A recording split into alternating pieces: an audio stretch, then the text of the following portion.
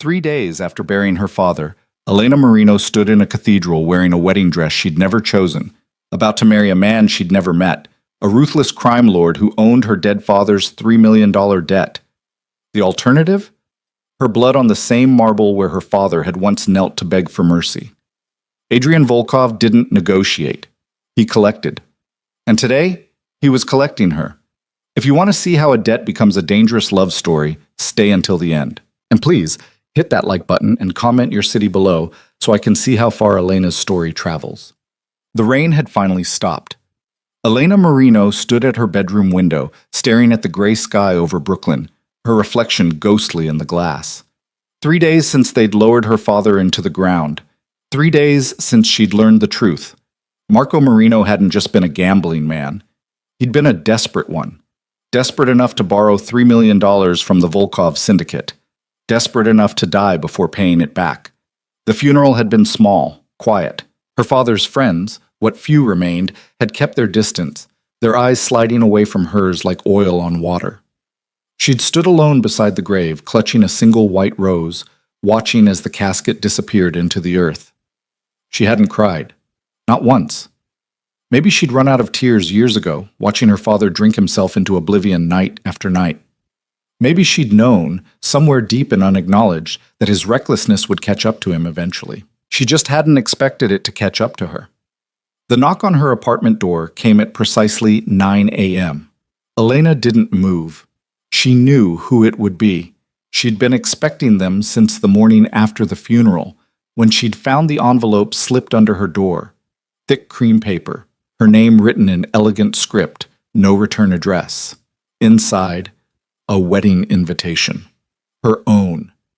The knock came again, more insistent this time. Elena crossed the small living room, her bare feet silent on the worn carpet. She didn't bother checking the peephole. Instead, she unlocked the deadbolt and pulled the door open. 2 men stood in the hallway. Both wore expensive suits that didn't quite hide the guns holstered beneath their jackets. The one on the left was broad-shouldered and blonde, his face impassive. The one on the right was darker, leaner, with eyes that assessed her like a piece of merchandise. "Miss Marino." The blonde one's voice was polite, almost gentle. "We're here to escort you." "To what? My execution?" Elena's voice came out steadier than she felt. The dark-haired one smiled slightly. "To your wedding, miss. Mr. Volkov is waiting." Her wedding, as if she'd agreed to it, as if she had any choice at all. "And if I refuse?" The blonde man's expression didn't change. "Mr. Volkov was very clear. You come willingly or you come unconscious. Either way, you come." Elena felt something cold settle in her stomach. She thought about running, out the fire escape, down the back stairs, disappearing into the maze of Brooklyn streets she'd known all her life. But she'd seen enough mob movies to know how that ended. They'd find her. They always did. And when they found her, they wouldn't be gentle. "Give me 10 minutes to change," she said quietly. The dark-haired man shook his head. "Everything you need is in the car." Of course it was. Because this wasn't her wedding, it was his. She was just the collateral being delivered. Elena grabbed her phone and keys from the table by the door, slipped her feet into the sneakers beside the couch. She didn't bother with a jacket. Didn't matter what she wore now. Apparently someone else had already decided that for her. The men flanked her as they walked down the hallway, past Mrs. Chen's apartment where the smell of ginger and garlic drifted through the door, past the broken elevator that hadn't worked in 6 months. Down 4 flights of stairs in silence. A black SUV idled at the curb, windows tinted so dark she couldn't see inside. The blonde man opened the back door. Elena slid in, and her breath caught. The interior was more luxurious than her entire apartment. Leather seats, polished wood trim, a small bouquet of white roses resting on the seat beside her. And hanging from a hook above the window, a wedding dress. Not just any dress. A masterpiece of silk and lace, the kind of gown that cost more than she made in a year waiting tables at the diner. "Mr. Volkov thought you might want to change en route," the dark-haired man said from the front passenger seat. "There's a privacy screen if you need it." Elena stared at the dress, at the delicate beading along the bodice, the way the fabric seemed to shimmer even in the dim light of the car. Someone had taken time selecting this. Someone had imagined her wearing it. The thought made her skin crawl. "Who is he?" she asked. "Adrian Volkov." What kind of man forces a woman to marry him over a debt? The blonde man, driving now, met her eyes in the rearview mirror. The kind of man you don't refuse, Miss Marino. The privacy screen slid up without her asking, separating her from the front seat, giving her the illusion of privacy while she transformed from Elena Marino, waitress and orphan, into Elena Volkov, mob wife. She didn't want to touch the dress, didn't want to participate in this grotesque theater, but the alternative was arriving at her own wedding in jeans and a t-shirt, and something stubborn in her refused to give Adrian Volkov the satisfaction of seeing her broken. If he wanted a bride, she'd give him one. Silent, composed, unbreakable. Elena stripped off her clothes mechanically, folding them with precise movements, even though her hands trembled. The dress slid over her head like water, cool silk against her skin. It fit perfectly. Of course it did. He'd probably had her measurements taken while she slept, had someone rifle through her things, inventory her like property. The bodice hugged her curves, the skirt fell in elegant waves to the floor. There were even shoes, white satin heels, in exactly her size. When the SUV finally stopped and the privacy screen lowered, both men turned to look at her. The dark-haired one's eyes widened slightly. The blonde one's jaw tightened. "You look beautiful, Miss Marino," the blonde man said quietly. Elena said nothing. Beautiful felt like a lie when you were dressed for a funeral disguised as a wedding. They'd stopped in front of a cathedral. Not one of the small neighborhood churches Elena knew, but a massive stone structure that dominated the block, its spires reaching toward the overcast sky like accusations. The dark-haired man opened her door, offered his hand. Elena ignored it, gathering her skirts and stepping out on her own. The cathedral doors stood open. Inside, she could see candlelight flickering, rows of pews filled with strangers in dark suits. No friends, no family, just witnesses to a transaction. "This way, Miss Marino." The blonde man gestured toward a side entrance. "You'll wait in the bride's room until the ceremony begins." The bride's room was small and cold, decorated in white and gold like a particularly sterile heaven. A mirror dominated one wall, and Elena caught sight of herself, pale, wide-eyed, the dress making her look like something fragile and breakable. She turned away from her reflection. A woman entered without knocking, older, severe, carrying a makeup kit and a veil. She didn't speak, just gestured for Elena to sit. For the next 20 minutes, she worked in silence, applying foundation and lipstick and blush, transforming Elena's grief-pale face into something bridal and bright. The veil came last. Layers of delicate lace that obscured Elena's face just enough to make her feel hidden, protected, or erased. "It's time," the woman said, the first words she'd spoken. Elena stood. The dress felt heavier now, like chainmail instead of silk. The blonde man waited outside the door. He offered his arm this time, and Elena took it, not because she wanted to, but because her legs felt suddenly unsteady. They walked down a hallway decorated with flowers. White roses. Hundreds of them. The scent was overwhelming, cloying, like walking through a garden built on a grave. Music swelled from inside the cathedral, Pachelbel's canon, the traditional wedding march. The doors opened. Elena's breath stopped. The cathedral stretched before her like a cathedral from a dream or a nightmare. Every pew was filled with men in dark suits, their faces uniformly hard and watchful. No women, no children. Just soldiers of the Volkov syndicate, gathered to witness their leader claim his prize. And at the end of the impossibly long aisle, waiting at the altar, stood Adrian Volkov. Elena's first thought was that they'd made a mistake. He couldn't be Adrian Volkov, the crime lord who'd terrorized Brooklyn for the last 5 years, who'd built an empire on fear and violence, who'd ordered executions with the same casual ease other men ordered coffee. That man should be old, scarred, ugly in the way that cruelty makes men ugly. The man waiting at the altar was none of those things. He was young, mid-30s at most. Tall and lean, with dark hair swept back from a face that belonged in a museum, all clean lines and sharp angles. He wore a black suit that had clearly been tailored specifically for him, fitted so precisely it might as well have been painted on. But it was his eyes that caught her. Even from this distance, she could see them, pale gray, like winter fog. Cold, assessing, fixed on her with an intensity that made her feel stripped bare despite the layers of silk and lace. He didn't smile. The blonde man squeezed her arm gently. Walk slowly, Miss Marino. He's waiting. Elena forced her feet to move. One step. Another. Each one feeling like a walk to the gallows. The faces in the pews blurred as she passed. She kept her eyes forward, locked on Adrian Volkov, on the man who owned her now, whether she'd agreed to it or not. Halfway down the aisle, his expression shifted. Something flickered in those cold gray eyes. Not warmth, exactly, but something less frozen. Recognition, maybe. Or possession. She reached the altar. The blonde man released her arm, stepped back. Elena and Adrian faced each other across 3 feet of marble floor. Up close, he was even more devastating. His face was all sharp elegance, save for a small scar at his temple that only made him more arresting. He smelled like expensive cologne and something darker. Gunpowder, maybe, or smoke. Elena. Her name in his voice was a shock.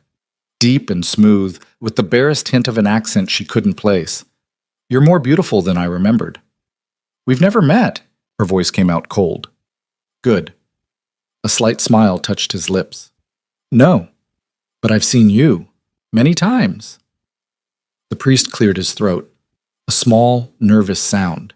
He was elderly, his hands shaking slightly as he opened his book.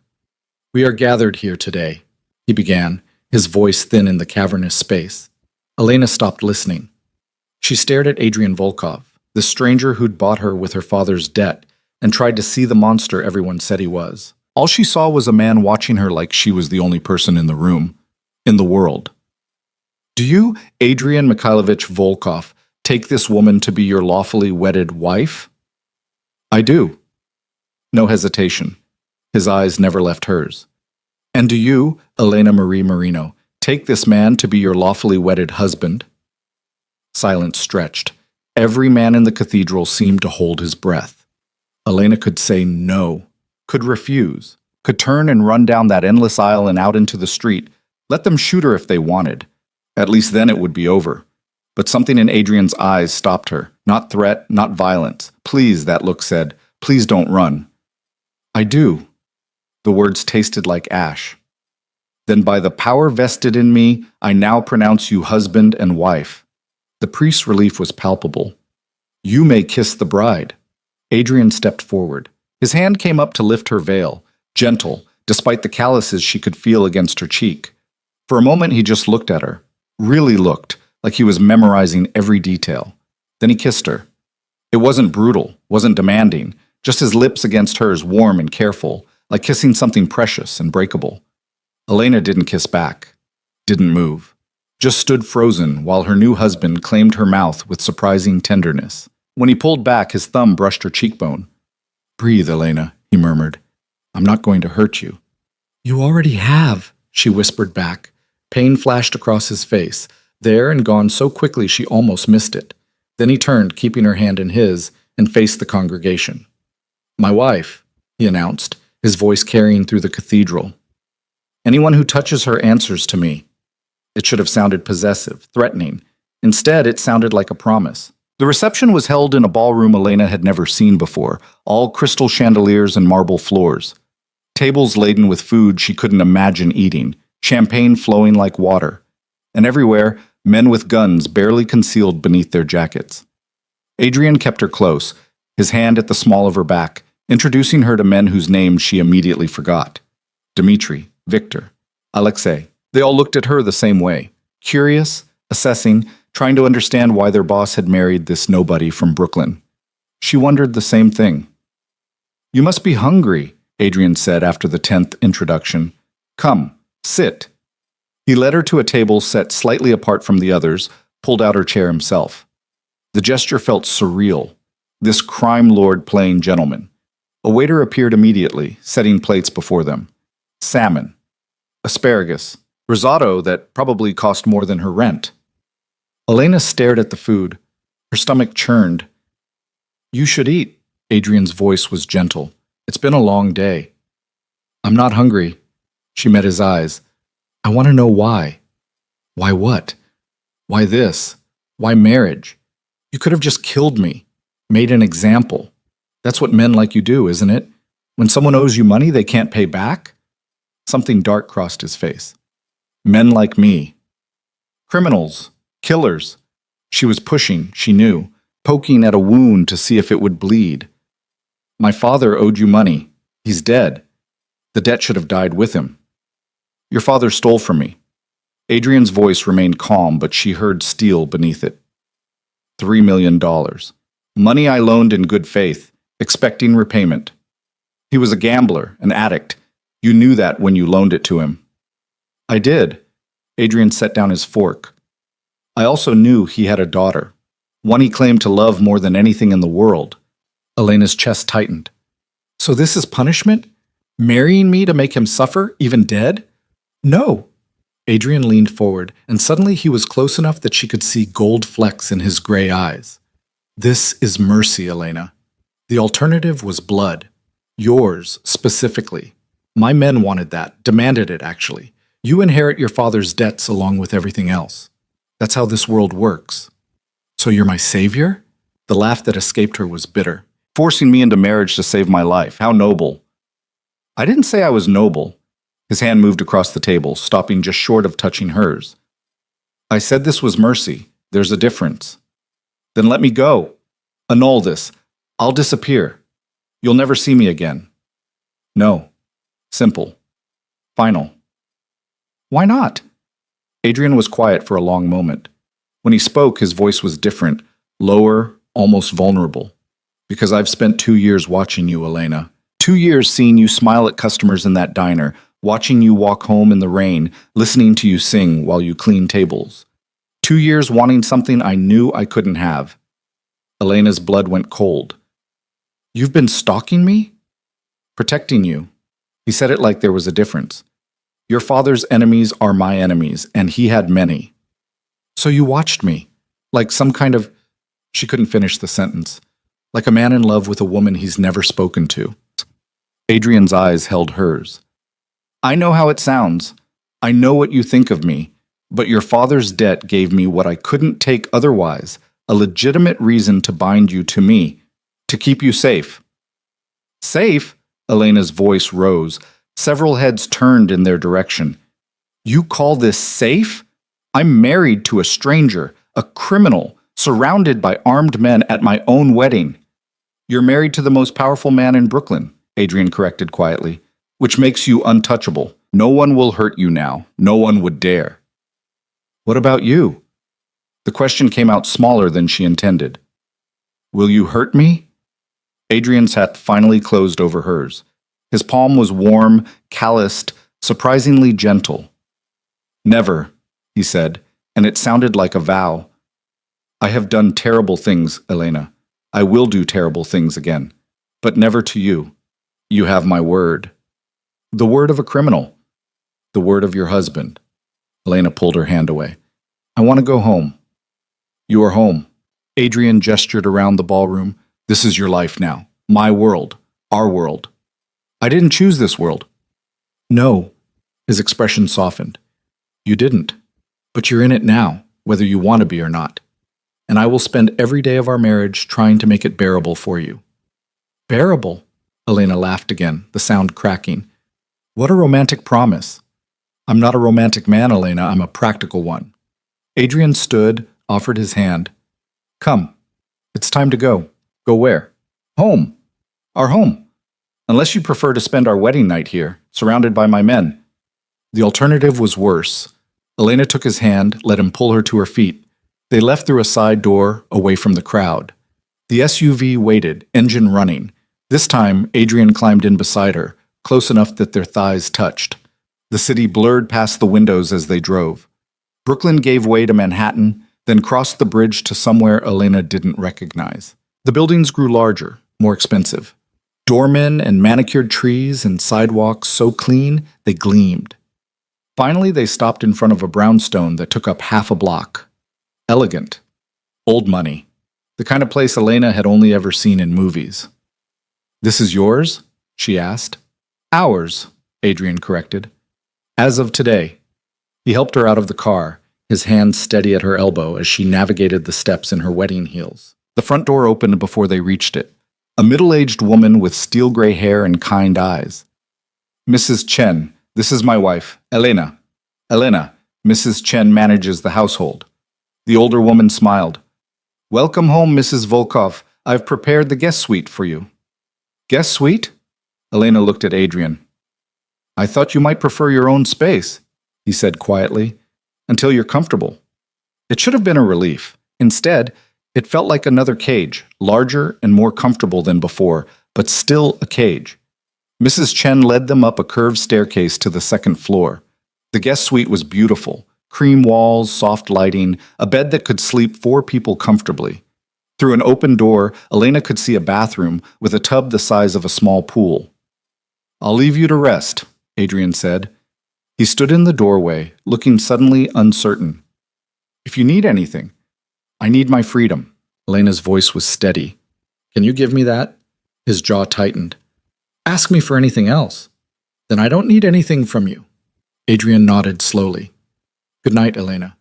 I hope, he paused, I hope you can learn to be happy here. With you. With me. Yes. He left, closing the door softly behind him. Elena stood in the center of her beautiful prison, still wearing her wedding dress, and finally let herself cry. The next morning, Elena woke to sunlight streaming through unfamiliar windows. For a moment, she forgot where she was. Then memory crashed back. The wedding, the cathedral. Adrian Volkov's gray eyes watching her walk down the aisle. The ring on her finger caught the light. Platinum band with a single diamond so large it looked fake. She was married to a stranger, to a criminal. Elena pushed back the covers, silk sheets that probably cost more than her car, and padded barefoot to the window. The view took her breath away. The brownstone backed onto a private garden, all manicured paths and flowering trees completely hidden from the street. A knock at the door made her jump. Come in, she called, pulling a robe around herself. Mrs. Chen entered carrying a tray. Good morning, Mrs. Volkov. I thought you might like breakfast in bed. Please, call me Elena. The older woman smiled. Elena, then. Mr. Volkov asked me to let you know he's in his study if you need him, and that you're free to explore the house. It's your home now. Her home. Her cage. Thank you. Mrs. Chen set the tray on the bedside table. Coffee, toast, fresh fruit, yogurt. He's a good man, you know, Mr. Volkov. Better than most give him credit for. Elena said nothing. What could she say? That the woman was wrong? That good men didn't force women into marriage? After Mrs. Chen left, Elena picked at the breakfast, managing a few bites of toast before her stomach rebelled. The coffee, at least, was excellent. She showered in the enormous bathroom, standing under water hot enough to scald, trying to wash away the feel of yesterday. Someone had filled the closet with clothes while she slept, designer labels, everything in her size. Of course, Elena dressed in jeans and a simple sweater, the most normal thing she could find.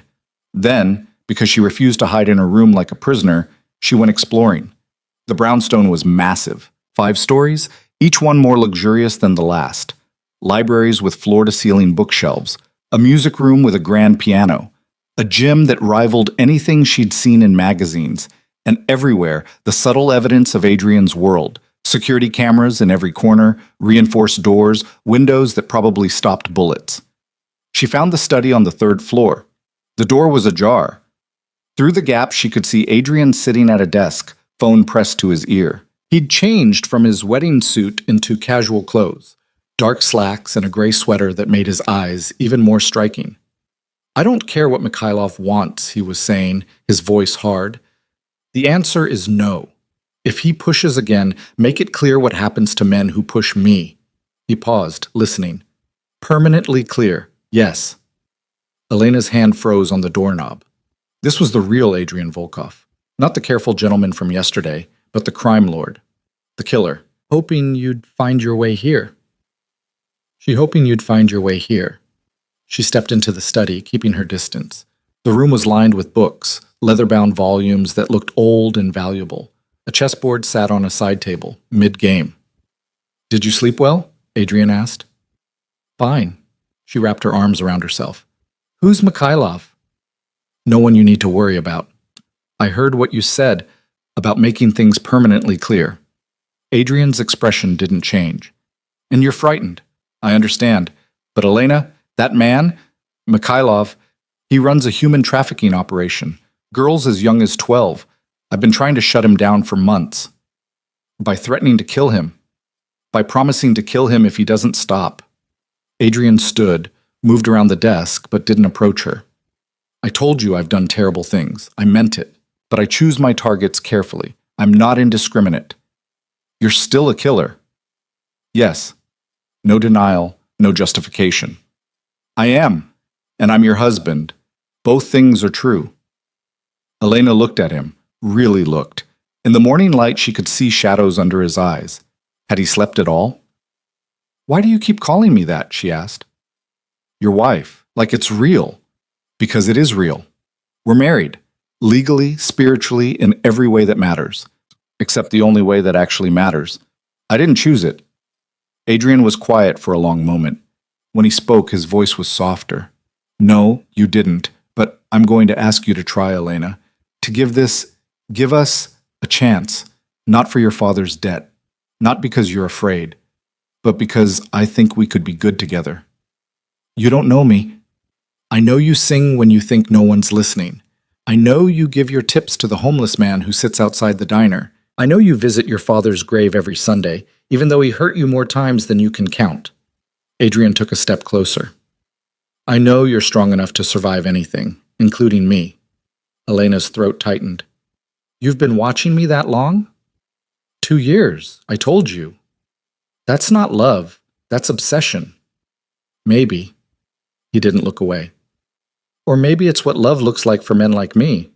We don't get normal courtships, dinner and movies and slow dances. We take what we can get and hold on tight, even if it destroys what we're holding. I don't want to destroy you, Elena. I want to protect you, keep you safe, give you everything you've never had. I don't want your money. Then what do you want? Adrian asked. Tell me. Whatever it is, I'll give it to you. Freedom. His face went still. I can't. Ask me for anything else. Then we have nothing to talk about. Elena turned to leave. Wait. His voice cracked slightly. Please. Just stay. 5 minutes. Let me show you something. Against her better judgment, Elena stopped. Adrian crossed to the bookshelf, pulled out a slim volume. When he opened it, she saw it wasn't a book at all. It was a photo album. He held it out to her. Elena took it slowly, opened the cover, and froze. The first photo was of her, standing outside the diner, laughing at something off camera, the late afternoon sun turning her hair golden. She remembered that day, 3 months ago, when her coworker had told a terrible joke. She flipped the page. More photos, her reading in the park, walking home in the rain, standing at her father's grave with flowers in her hands, page after page of her life, captured by someone who'd been watching from the shadows. This is insane, she whispered. I know. Adrian stood close enough that she could feel his warmth. I know how it looks. But Elena, I wasn't stalking you to hurt you. I was protecting you, learning you, falling in love with you one photograph at a time. This isn't love, it's madness. Maybe they're the same thing. His hand covered hers on the album. I won't apologize for wanting you, for doing what I had to do to have you, but I will promise you this. I will never lie to you, never hide who I am or what I've done. You want the truth? I'll give it to you, no matter how ugly. Elena looked up at him. The truth about what? Everything, my world, my business, the things I've done to build this empire. Adrian's eyes burned into hers. Ask me anything, I'll answer. Why did you really marry me? Elena's voice was steady despite the trembling in her chest.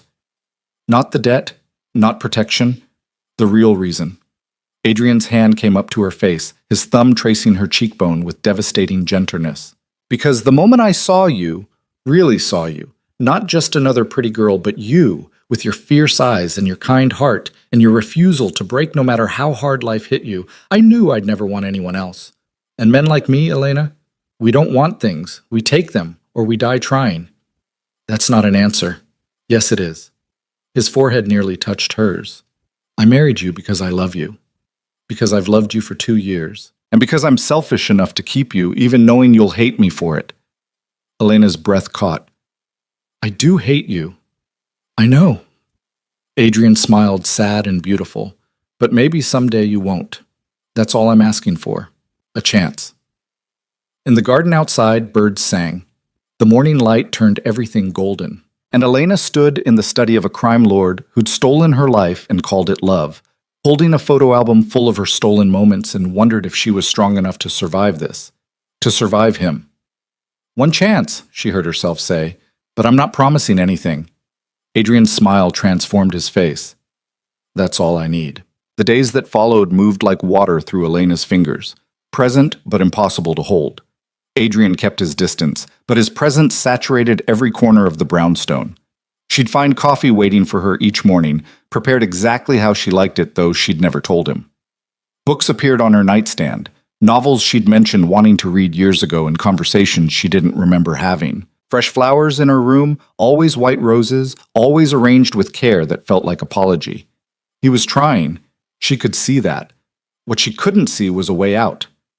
A week into her new life, Elena woke to voices drifting up from the floor below, male voices, tense and sharp.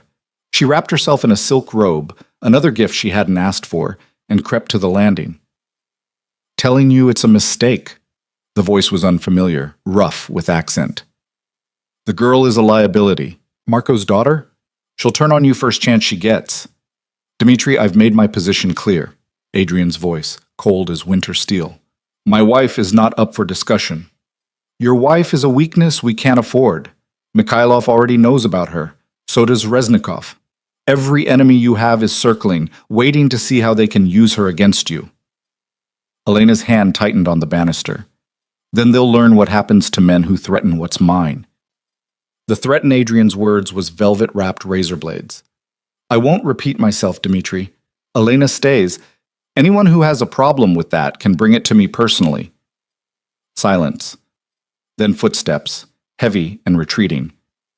Elena stayed frozen on the landing, her heart hammering. She was a liability, a weakness. Everything Dimitri said was true, and they both knew it. You can come down, Elena. Adrian's voice drifted up, gentler now. I know you're there.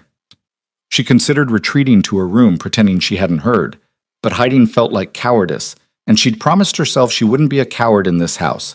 Not for him. Not for anyone. Elena descended the stairs slowly, chin lifted. Adrian stood in the foyer, still dressed for the morning in dark slacks and a white shirt with the sleeves rolled to his elbows. The casual domesticity of it was jarring against the conversation she'd just overheard. How much did you hear? He asked. Enough to know your men think I'm going to get you killed. My men think a lot of things. Most of them are wrong. Adrian gestured toward the kitchen. Have you eaten? I'm not hungry. You're never hungry. He moved past her, and she caught the scent of him, soap and something darker, like smoke. Mrs. Chen made blini. You should at least try them. Elena followed him into the kitchen despite herself. The room was enormous, all marble countertops and state-of-the-art appliances that probably cost more than her father's house. Mrs. Chen had left a spread on the island. Thin pancakes, caviar, sour cream, smoked salmon. Adrian fixed a plate, set it in front of her. Eat, please. Are you always this controlling? Yes. No apology in it. Especially about things I care about. Elena picked up a fork, more to avoid arguing than because she wanted food. The blini was perfect, light, delicate, the caviar bursting with salt on her tongue. She hated that it tasted good. Adrian watched her eat with an intensity that made her skin prickle. Not threatening, just focused, like she was the only thing in the room that mattered. Dimitri's right, you know, she said finally. I am a liability. No, you're my wife. Those things aren't mutually exclusive. Adrian poured coffee, slid a cup toward her. In my world, they are. Being my wife makes you untouchable. It's a shield, not a target. Until someone decides to use me to hurt you. They'd die before they got close. He said it with such casual certainty that Elena believed him. I have 20 men watching this house at all times. Another 30 monitoring every approach. You couldn't be safer if you lived in a fortress. I do live in a fortress. Elena gestured around them. A very pretty one, but still a fortress. Would you prefer less security? I'd prefer freedom. Adrian's jaw tightened. We've had this conversation, and we'll keep having it until you understand. I didn't choose this. Any of this. Elena stood, abandoning her half-eaten breakfast. You can give me silk robes and fancy food and all the books in the world, but it doesn't change what this is. A cage. Elena, I'm going for a walk. Not alone. Adrian was already moving, reaching for his phone. I'm going to the garden, your precious garden that's surrounded by walls and guards. I think I can manage 20 feet without an escort. He hesitated, and she saw the war playing out behind his eyes, control versus the promise he'd made to give her space. Finally, he nodded. Stay where I can see you from the study window. It was the smallest concession, but Elena took it. She left through the kitchen door, stepping into morning sunshine that felt like parole. The garden was beautiful in a way that made her chest ache. Someone, probably a team of someones, maintained it with obsessive care. Roses climbed trellises, their perfume heavy in the air. A fountain burbled at the center, water dancing over smooth stones. Paths wound between flowering beds, each turn revealing something new. Elena walked until she found a bench half hidden by wisteria. She sat, closed her eyes, and for just a moment let herself pretend she was anywhere else. Mrs. Volkov? Elena's eyes snapped open.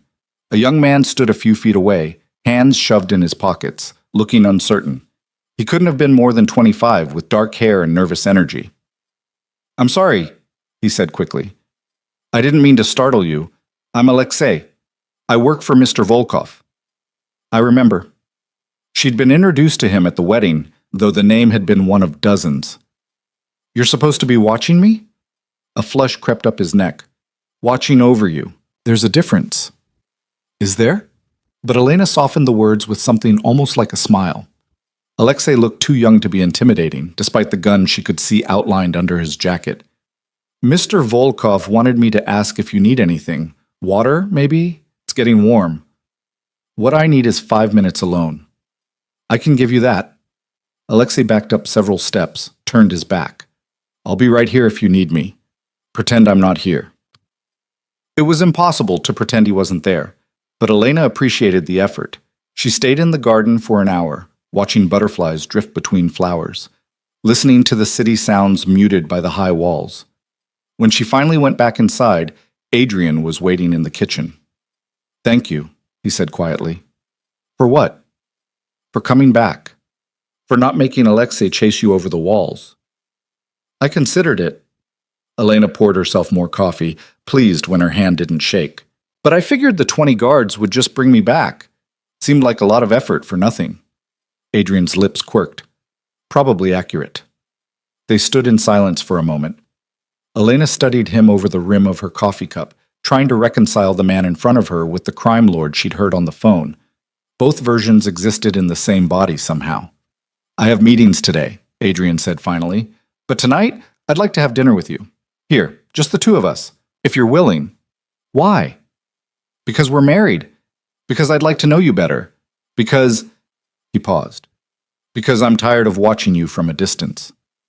Elena should say no, should keep that distance between them, maintain the walls that might protect her heart, if not her freedom. But she was tired too, tired of being angry all the time, tired of silence. One dinner, she heard herself say, but I'm not dressing up. Adrian's smile was genuine, transforming his face. I don't care if you wear a potato sack, just be there. He left for his meetings, and Elena spent the afternoon exploring the parts of the brownstone she hadn't seen yet. The gym, where she spent an hour on the treadmill, running until her lungs burned. The library, where she lost herself in the stacks, finding first editions worth more than cars.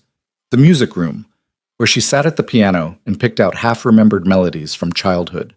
Mrs. Chen found her there as the sun started to set. Mr. Volkov asked me to tell you dinner will be ready at 7, the older woman said. He's arranged something special. Special how? Mrs. Chen's smile was knowing. You'll see. At 6:30, Elena showered and changed into simple black pants and a cream sweater.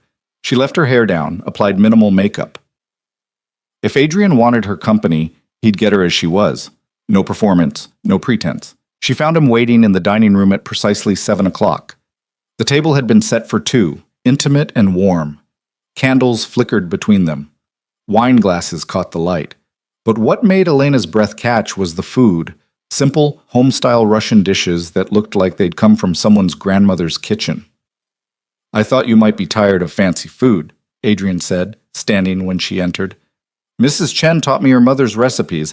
I hope I did them justice. You cooked this? Elena couldn't hide her surprise. Don't look so shocked. I'm not completely useless in a kitchen. He pulled out her chair. Please, sit. Elena sat, studying the spread. Pelmeni dumplings in clear broth, beet salad, dark bread that still steamed. Simple food, prepared with care. Adrian served her himself, his movements efficient and practiced. When he finally sat across from her, he raised his wine glass. To new beginnings, he said quietly. Elena didn't drink to that, but she did pick up her fork. The food was excellent, hearty and flavorful, nothing like the elaborate dishes from the wedding. They ate in silence for a few minutes, and Elena found herself relaxing despite her best intentions. Tell me about your mother, Adrian said finally. Elena's fork paused halfway to her mouth. What? Your mother. I know she died when you were young, but I don't know anything else.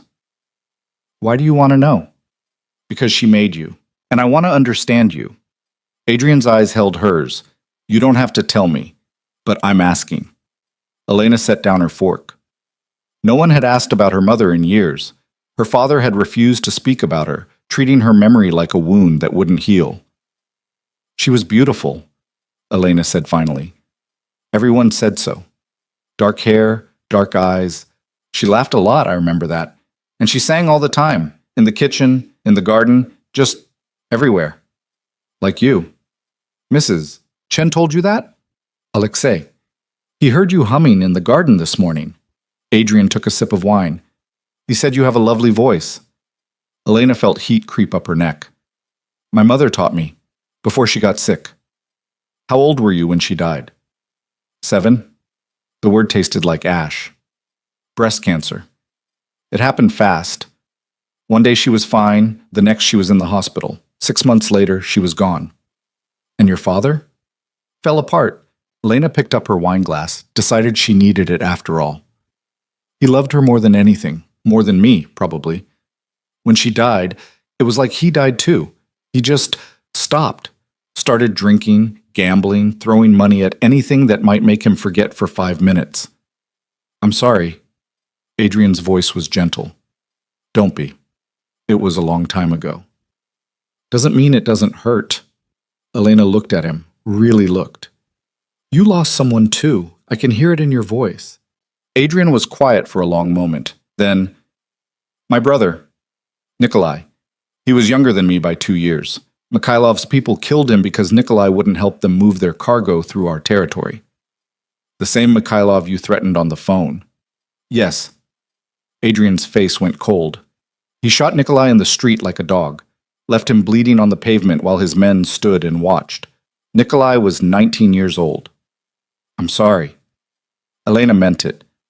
So am I. Adrian refilled both their glasses. But it taught me something important. In this world, you protect what matters, at any cost. You don't negotiate. You don't show mercy to people who would destroy you. Is that why you won't let me go? You're protecting me? Partly. He met her eyes. But mostly, it's because I'm selfish, because I've never wanted anything the way I want you, and I know, that makes me a monster, but I can't change what I am. Elena's throat tightened. What are you, Adrian? A man who loves you. Simple, direct. A man who would burn the world to keep you safe. A man who knows he doesn't deserve you, but refuses to let that stop him. That's not love. That's possession. Maybe. Adrian leaned forward. Or maybe for men like me, they're the same thing. Maybe I don't know how to love without holding on too tight. But I'm trying, Elena. I'm trying to give you space, to let you breathe. It's just... He paused. It's harder than I expected. What is? Watching you hate me. Elena's chest constricted. I don't hate you. You should. I know. She took a shaky breath. But I don't. I want to. It would be easier if I did. But you're not what I expected. You're cruel and gentle at the same time. You threaten to kill people 1 minute and cook me dinner the next. I don't know what to do with that. You don't have to do anything. Adrian's hand moved across the table, stopping just short of hers. Just stay. Let me try to make this bearable. I know I can't make you love me, but maybe I can make you not hate being here.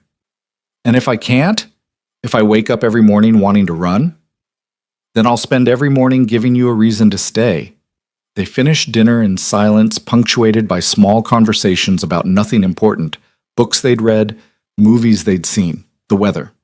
Safe topics that didn't require vulnerability. But when Adrian walked her to her room afterward, something had shifted. The air between them felt less hostile, more uncertain, but in a way that suggested possibility rather than threat. "Thank you for tonight," Adrian said at her door. "For trying. I didn't do it for you. I know, you did it for yourself, because you're tired of being angry." His hand came up to her face, hesitated, then dropped. "Good night, Elena." "Adrian?" He turned back. "Tell me the truth. About something. Anything." Adrian studied her for a long moment. Then, "I'm terrified you'll never forgive me. That you'll spend the rest of your life looking at me and seeing only the man who stole your freedom. And the worst part is, I'd still keep you, even knowing you hate me, even knowing it destroys us both, because the thought of losing you is worse than anything else I can imagine." The rawness in his voice made Elena's breath catch. "That's the truth," Adrian said quietly. "The ugliest version of it." He left before she could respond. Elena stood in her doorway for a long time after he disappeared, her heart pounding, trying to understand why his confession felt less like a threat and more like a promise. The next morning, Elena found a note slipped under her door. "I have business in the city today. Alexei will stay with you. If you need anything, anything at all, tell him."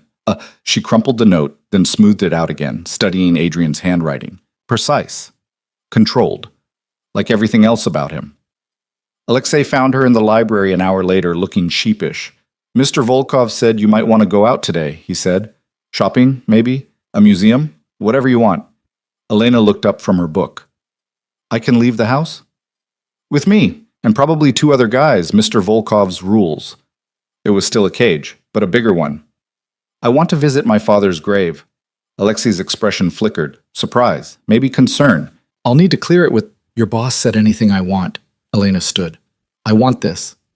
20 minutes later, she was in an SUV with Alexei and 2 silent guards, heading toward the cemetery in Brooklyn. The drive took 30 minutes through traffic that made her homesick for her old neighborhood. They let her walk to the grave alone, though she could feel their eyes tracking her every movement. Her father's headstone was simple, no flowery epitaphs, just his name and dates, and below, "Beloved Father." Elena knelt in the grass, setting down the white roses she'd brought. "I married him," she said quietly. "Adrian Volkov. The man you borrowed from. The man whose debt got you killed." The stone said nothing. Wind rustled through nearby trees. "I should hate you for this, for gambling away your life and mine, for being so reckless that you left me with nothing but debt and a stranger's ring on my finger." Elena's voice cracked. "But I can't. Because you were still my father, and I still loved you, even when you were awful." She sat there for a long time, talking to marble and grass, and the memory of a man who'd loved her mother more than life, but not quite enough to stay sober for his daughter. When she finally stood, Alexei was waiting by the car. "You okay?" he asked. "No." Elena wiped her eyes. "But I will be." On the drive back, her phone rang. Adrian's name on the screen. She answered. "Yes?" "Alexei said you went to the cemetery." Adrian's voice was careful. "Are you all right?" "How did you—" "He literally just picked me up. He reports to me. Always." A pause. "I'm sorry, I know you want privacy, but I need to know you're safe." Elena looked out the window at Brooklyn sliding past. "I'm fine.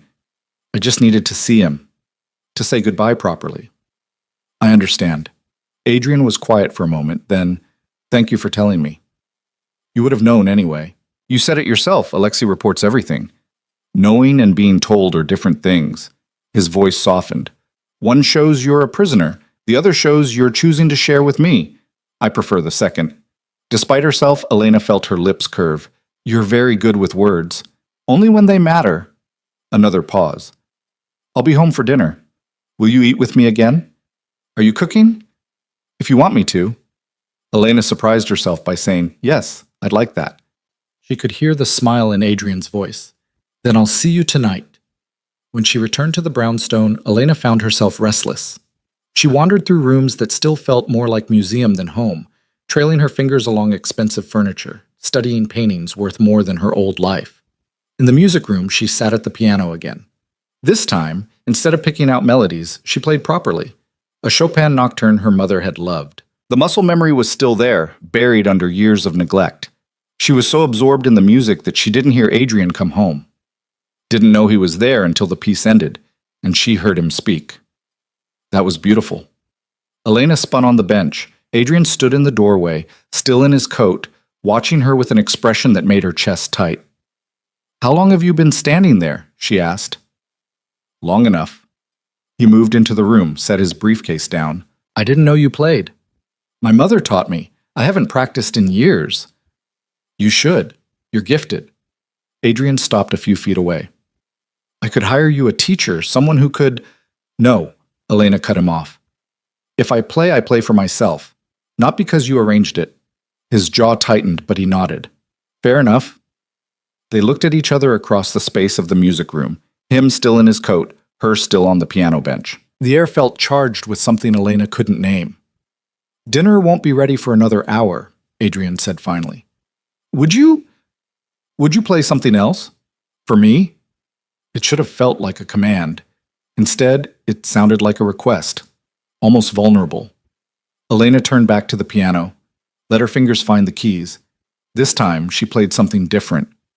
A Russian lullaby Mrs. Chen hummed sometimes while cooking. Simple, sweet, the kind of thing that spoke of home and safety and things worth protecting. When she finished, the silence felt sacred. "My mother used to sing that," Adrian said quietly, "before she died." Elena looked at him over her shoulder. His face had gone soft, unguarded in a way she'd never seen. "How old were you?" she asked. 12, old enough to remember everything, too young to save her. Adrian's hands flexed at his sides. "Cancer. Like your mother." "I'm sorry." "So am I." He met her eyes. "Maybe that's something we have in common, besides this impossible situation we're in." "What's that?" "Knowing what it's like to lose the person who loved you most." Adrian moved closer, sat on the bench beside her, not touching, but close enough that she could feel his warmth. "And being afraid it'll happen again." Elena's throat tightened. "Is that what you're afraid of? Losing me?" "Every day." He didn't look at her, just stared at the piano keys. "I know how that sounds. I forced you into this marriage, took away your choice, but the thought of you leaving, of waking up and finding you gone, it terrifies me in a way nothing else does. Then let me go, before this destroys us both." "I can't." Adrian's voice cracked. "I've tried. I've stood outside your door 100 times, telling myself to walk away, to give you the annulment, to be the man you deserve instead of the monster I am. But I can't do it." Elena turned on his bench to face him fully. "Why?" "Because I love you. Because I've loved you since the first time I saw you smile. Because you're the only good thing in my entire goddamn life, and I'm too selfish to let that go." Adrian finally met her eyes, and the devastation in them stole her breath. "I know that makes me a monster. I know you'll hate me for it, but at least you'll be alive to hate me. And that's better than the alternative." "What alternative?" "You, out there, unprotected. Where Mikhailov or Reznikov or any number of men who want to hurt me can find you. Use you. Kill you." His hand came up to her face, thumb brushing her cheekbone with heartbreaking gentleness.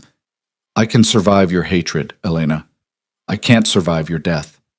The words hung between them, raw and honest and utterly damning. Elena should pull away, should maintain the distance that might protect her. But instead she found herself leaning into his touch, just slightly. "You're right," she whispered. "You are a monster. I know. But you're also—" She struggled to find the words. "You're the only person who's ever protected me. My father couldn't. My mother died. I've been alone my whole life, and then you forced your way in and won't let go. And I don't know if that makes you my savior or my captor." "Both," Adrian said quietly. "I'm both, and I won't apologize for it." His hand was still on her face. Elena could feel her heart hammering against her ribs, This was dangerous, more dangerous than his guns or his guards or his empire of blood and violence. This was the danger of wanting him back. "We should check on dinner," she said, pulling away before she could do something irreversible. Adrian let her go, but she could feel his eyes following her as she left the music room. Dinner was quiet. They ate the beef stroganoff Adrian had made, drank wine, spoke in careful sentences that revealed nothing important. But the air between them had changed again, charged with possibility and fear in equal measure. After dinner, Adrian walked her to her door as he had before. This time, Elena stopped him with a hand on his arm. "Thank you," she said quietly, "for telling me the truth. About your mother. About being afraid." "I'll always tell you the truth." Adrian's voice was rough, "even when it damns me." Elena looked up at him, at this complicated, dangerous, devastatingly gentle man who'd stolen her life and called it love. And she made a decision that terrified her. "I forgive you," she whispered, "for the debt, for forcing me into marriage, for all of it." Adrian went very still. "You don't mean that." "I do." And she realized it was true. "You're right. You are a monster, but you're an honest one. And after a lifetime of my father's lies..." She took a shaky breath. "I'll take an honest monster over a lying saint any day." Something broke in Adrian's expression. He pulled her into his arms, buried his face in her hair, held her like she was the only thing keeping him anchored to earth. "I don't deserve this," he said, against her hair. "I don't deserve you." "No?" Elena's arms came around him. "You don't, but I'm giving it to you anyway." They stood like that for a long time, wrapped around each other in the hallway of a brownstone that was slowly becoming home. When Adrian finally pulled back, his eyes were bright. "Good night, Elena," he said softly. "Good night." He left. But this time something had shifted. The cage was still there, but maybe, just maybe, Elena was starting to understand that the man holding the key was just as trapped as she was. The shift between them was subtle at first, like ice melting at the edges of a frozen lake. Elena still slept in her own room, still maintained careful distance during the day. But the walls she'd built were developing cracks. 3 days after their conversation in the hallway, she found Adrian in his study, surrounded by papers and looking exhausted. Without thinking, she brought him coffee the way he liked it, black, no sugar, and set it on his desk. He looked up, surprised. "Thank you. You look terrible," Elena said. "Honest as always." But Adrian smiled. "There's a situation with one of my warehouses. Someone's been skimming product.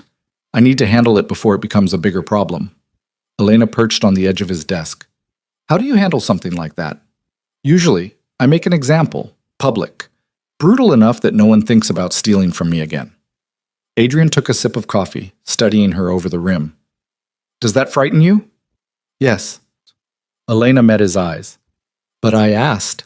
I want to understand your world, even the ugly parts." "Why?" "Because you live in it. And apparently so do I now." Adrian set down his cup slowly. "I don't want you involved in the violence, Elena. That's not why I brought you here. You brought me here because of violence. My father's debt. Your enemies. You can't protect me from what you are by pretending it doesn't exist." "I can try." "I don't want you to try." Elena's voice was firm. "I want honesty. You promised me that, remember? Truth, no matter how ugly." Adrian studied her for a long moment. Then he pushed back from his desk, stood, moved to the window overlooking the garden. "The man who's stealing from me, his name is Viktor Petrov. He's worked for me for 5 years. Good soldier, reliable. But his daughter got sick last month, leukemia. The treatments are expensive, and his insurance won't cover all of it. So he's stealing to save his daughter." "Yes." Adrian's voice was flat. "And if I let it slide, every man in my organization will think they can do the same. Steal from me whenever they have a sob story. I'll lose control. And in this world, losing control means losing everything." Elena felt something twist in her chest. "What are you going to do?" "What I have to do." Adrian didn't turn around. "Make an example." "By killing him." "Probably." The word hung in the air like smoke. Elena stood, crossed to where Adrian stood, made him look at her. "What if there was another way?" she asked quietly. "There isn't." "What if you forgave the debt, paid for his daughter's treatment yourself?" Adrian's laugh was bitter. You don't understand how this works. Mercy is weakness. Forgiveness is an invitation for others to take advantage. Or, Elena said, holding his gaze, mercy is strength. The kind of strength that makes people loyal, not because they're afraid, but because they're grateful. That's naive. Maybe. But you asked me to stay. To try to be part of your life. This is me trying. Elena's hand found his arm. You said you'd give me anything I asked for. I'm asking for this. For Viktor Petrov's life, for his daughter's treatment. Let me see if mercy works better than fear. Adrian stared at her like she'd grown a second head. You're serious. Completely. Elena, if I do this, if I show weakness, you won't be showing weakness. You'll be showing that your wife has influence, that you value her judgment. Elena squeezed his arm. Please, let me try. The war playing out behind Adrian's eyes was painful to watch.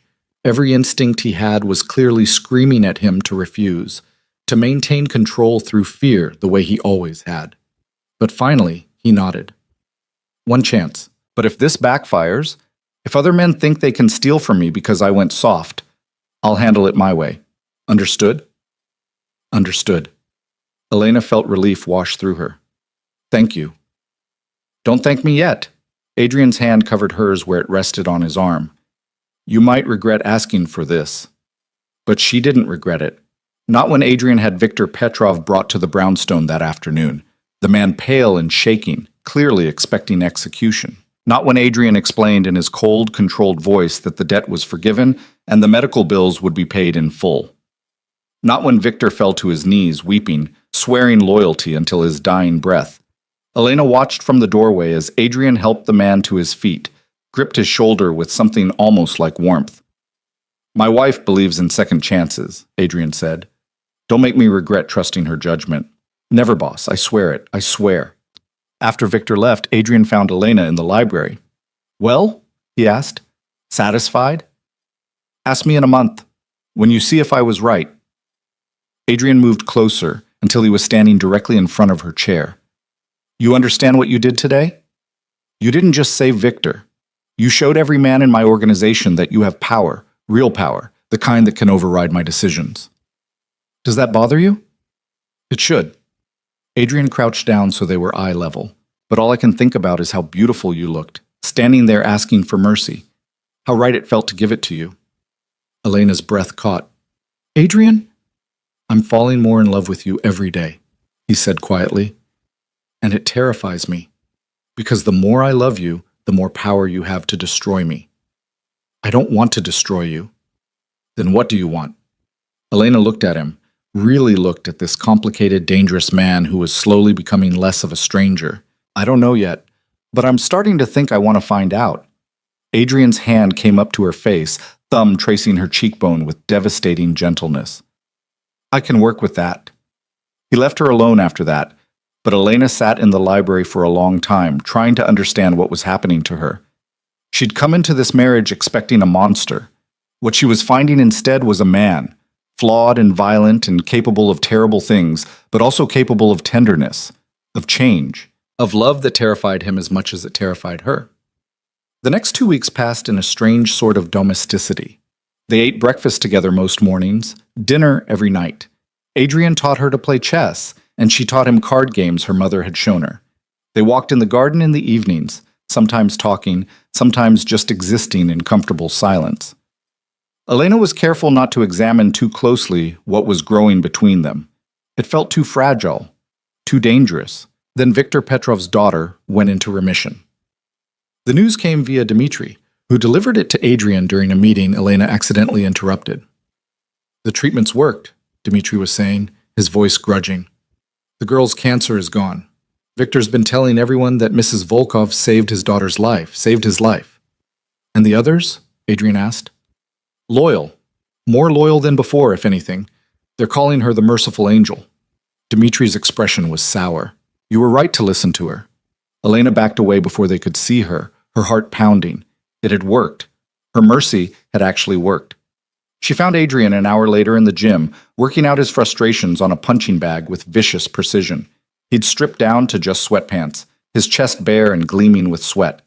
Elena tried not to notice the way his muscles moved, the scars that decorated his torso like a roadmap of violence. "You heard," Adrian said without stopping his assault on the bag. "Dmitri has a loud voice.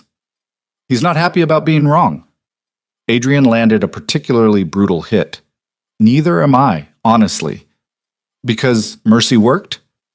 Because you were right and I was wrong.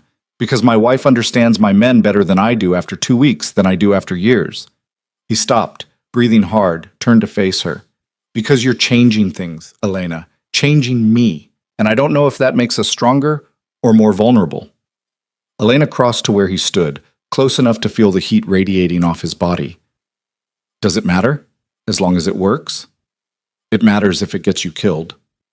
"Everything in your world could get me killed." Elena reached up, wiped sweat from his temple with her thumb. The gesture was intimate, automatic, and she saw Adrian's eyes darken. "At least this way, some good comes from it." "You're extraordinary." His voice was rough. "Do you know that?" "I'm ordinary. I just asked you not to kill someone." "No. You asked me to trust you, to trust that there was a better way. No one's ever done that before." Adrian caught her hand, pressed it to his chest where she could feel his heart hammering. "Everyone in my life wants something from me. Power, money, protection. You're the first person who's ever wanted me to be better." Elena felt tears prick her eyes. "Maybe I'm selfish too. Maybe I just want to live with a man I can respect." "And can you respect me?" She thought about lying, about maintaining distance, but she'd asked him for honesty, and he deserved the same. "I'm starting to," she whispered. The kiss happened so naturally that later Elena couldn't remember who moved first. One moment they were standing there, his hand over hers on his chest. The next, his mouth was on hers, hungry and desperate and achingly gentle all at once. Elena kissed him back without thinking, let herself fall into the heat of him, the need, the way he held her like she was precious and breakable and the only thing that mattered. When they finally broke apart, both breathing hard, Adrian pressed his forehead to hers. "I should apologize," he said roughly. "Don't." Elena's hands were fisted in his hair. "Don't apologize." "Elena, I wanted it too." She pulled back just enough to meet his eyes. "I've been wanting it, and that terrifies me more than anything else in this whole situation." Adrian's thumb brushed her swollen lips. "Why?" "Because if I want you, then I'm not a prisoner anymore. I'm a willing participant, and I don't know if I can forgive myself for that. For wanting the man who forced you into marriage? For wanting you anyway, despite everything." Elena's voice cracked. "For starting to fall in love with my captor." Adrian's hands framed her face. "Then we're both monsters, because I've been in love with you for 2 years, and I don't regret a single thing I did to keep you." They kissed again, slower this time. Less desperate and more exploratory, like they were learning each other. When Adrian's hand slid down to her waist, pulled her closer, Elena went willingly. But when his fingers found the hem of her shirt, she caught his wrist. "Not yet," she whispered against his mouth. Adrian pulled back immediately. "I'm sorry. I shouldn't have. I want to." Elena's cheeks burned, "But I need time to be sure this is real and not just Stockholm Syndrome or survival instinct or whatever psychological term exists for falling for your kidnapper." "I understand." Adrian stepped back, putting careful distance between them. "Take all the time you need. I can wait." "Even if it takes months?" "Even if it takes years." His smile was sad. "I've already waited 2 years. I can wait longer." Elena left him in the gym, her lips still tingling, her heart racing. She went to her room and locked the door and stood in front of the mirror, trying to recognize the woman staring back. When had she stopped being Elena Marino prisoner? When had she started becoming Elena Volkov, willing wife? She didn't have an answer. Wasn't sure she wanted one.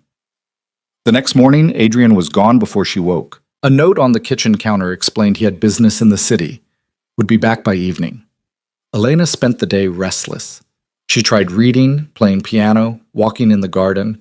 Nothing settled the nervous energy thrumming through her veins. Around 2 in the afternoon, Mrs. Chen found her in the music room. "There's someone here to see you, dear," the older woman said. "A young man, says his name is Viktor Petrov, and he has something for you." Elena's heart jumped. She followed Mrs. Chen to the sitting room where Victor waited with a little girl who couldn't have been more than 7. The child was thin, clearly recovering, but her eyes were bright. Mrs. Volkov? Victor stood immediately. I'm sorry to come unannounced. I wanted to thank you.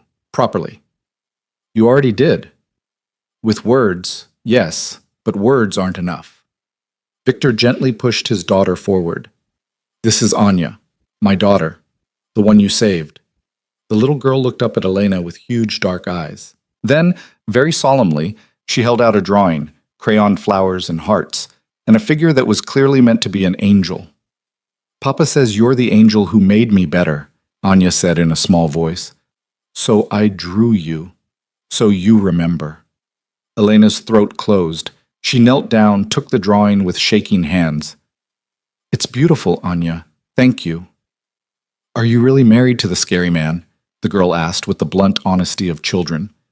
Anya! Victor's face went pale. You can't, but Elena laughed, the sound surprised out of her. Yes, I'm married to the scary man, but he's not so scary once you know him. Papa says he's not scary anymore because of you, that you made him nice. I didn't make him anything. I just asked nicely. Victor's eyes were bright when Elena stood. Everything I have is yours, Mrs. Volkov. My loyalty, my life. Whatever you need, you just ask. Take care of your daughter, Elena said quietly. That's all I need. After they left, Elena stood in the sitting room holding Anya's drawing, trying to process the strange warmth in her chest. She'd saved a life. Actually saved someone. Not through violence or power or fear, but through mercy. Maybe Adrian's world didn't have to be all darkness. Maybe there was room for light, too. She was still holding the drawing when Adrian came home that evening. He found her curled in the window seat of the library, watching the sun set over the garden. You had a visitor, he said, sitting beside her. Victor and his daughter. How did you... The guards told me. Adrian looked at the drawing in her hands. She made that for you? She thinks I'm an angel. Elena's laugh was shaky. Me, the waitress from Brooklyn who couldn't even save her own father. You saved her, and Victor, and probably me if I'm being honest. Adrian's arm came around her shoulders, and Elena leaned into him without thinking. The men are calling you the merciful angel. Did you know that? Dmitri mentioned it. They respect you. Fear you a little too, I think. Dmitri says Victor threatened to shoot anyone who speaks badly of you. Elena looked up at him. Does that bother you? That they fear me? No. Adrian's hand found hers, laced their fingers together. It makes me proud. My wife, inspiring loyalty through kindness. It's more powerful than anything I've ever done through violence. They sat in comfortable silence as the sun sank lower. Elena studied their joined hands, hers small and pale, his large and scarred. They shouldn't fit together, but somehow they did. Adrian, she said finally. Tell me about the first time you saw me. The real story, not the sanitized version. Adrian was quiet for a long moment. Then, it was 2 years ago, late autumn. I'd gone to that diner in Brooklyn to meet with someone, a supplier who thought a public place would keep him safe. A dark smile. It didn't. But while I was waiting, you brought me coffee. You were singing under your breath, some old song I didn't recognize. And when you smiled at me, just this throwaway customer service smile, I felt something I'd never felt before. What? Hope. That maybe there was still something good in the world, something worth protecting. Adrian's thumb traced circles on her palm. I came back the next day, and the day after that, just to see you, to listen to you sing, to watch you be kind to people who didn't deserve it. That's stalking, Adrian. I know, but I couldn't stop. You became my obsession, my lighthouse in the dark. His voice dropped. And then your father came to me, desperate and terrified, begging for money to pay off the wrong people, and I saw my chance. Elena's chest tightened. To trap me, to save you. Your father's other creditors. They would have killed him, killed you. I gave him the money knowing he'd never pay it back. Knowing that when he died, the debt would fall to you, and I could finally have what I wanted. That's monstrous. Yes. No apology. But I'm not sorry. I'd do it again in a heartbeat. Elena should be horrified. should pull away, demand he let her go. Instead, she found herself asking, "What song was I singing that first day?" "Your mother's lullaby, the one you played for me." Tears burned Elena's eyes. "You've been paying attention this whole time." "Always." Adrian turned her to face him fully. "I know it's twisted. I know I'm everything you should run from. But Elena, you're the only thing in my life that makes sense, the only thing that's real." "This is real," Elena gestured between them.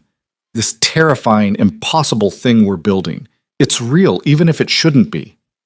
"Does that mean—" "It means I'm not running. Not yet." Elena took a shaky breath. "It means I want to try, to see if this could be something other than a cage and a captor." Adrian's eyes blazed.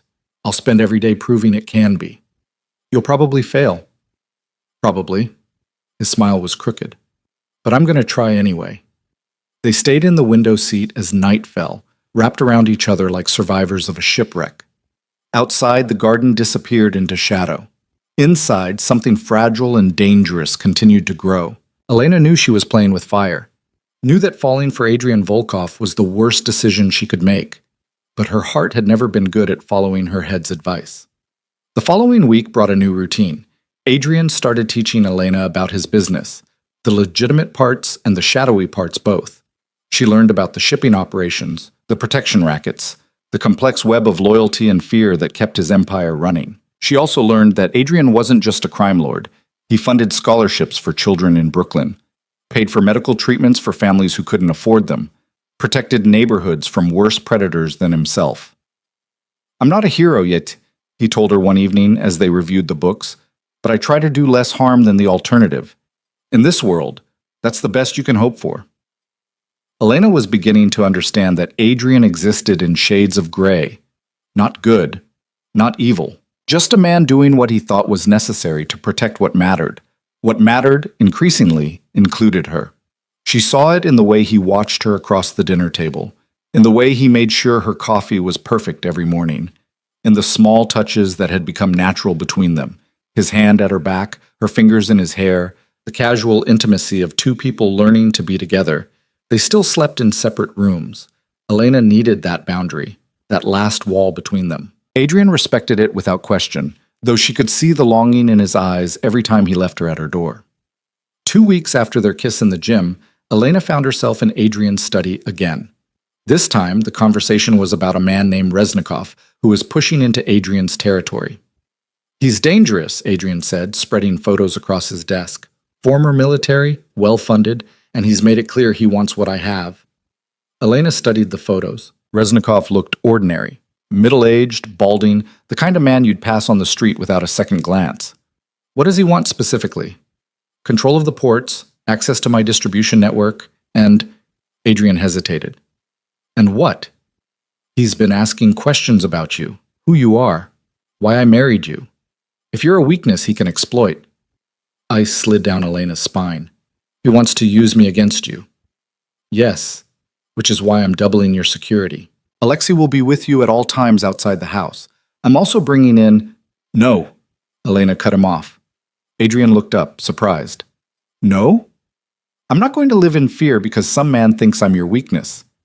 Elena straightened. "If he comes for me, we'll handle it, but I won't be a prisoner in my own home." "Elena, you don't understand. Reznikov is dangerous." "I know. You've said." Elena moved around the desk, made Adrian look at her. "But so are you. And I trust you to protect me if it comes to that, but until then, I'm not hiding." Adrian's hands found her waist. "You're going to give me gray hair." "You already have some." Elena brushed her fingers through his hair, finding the silver threads at his temples. "Right here. Those appeared the day you walked down that aisle."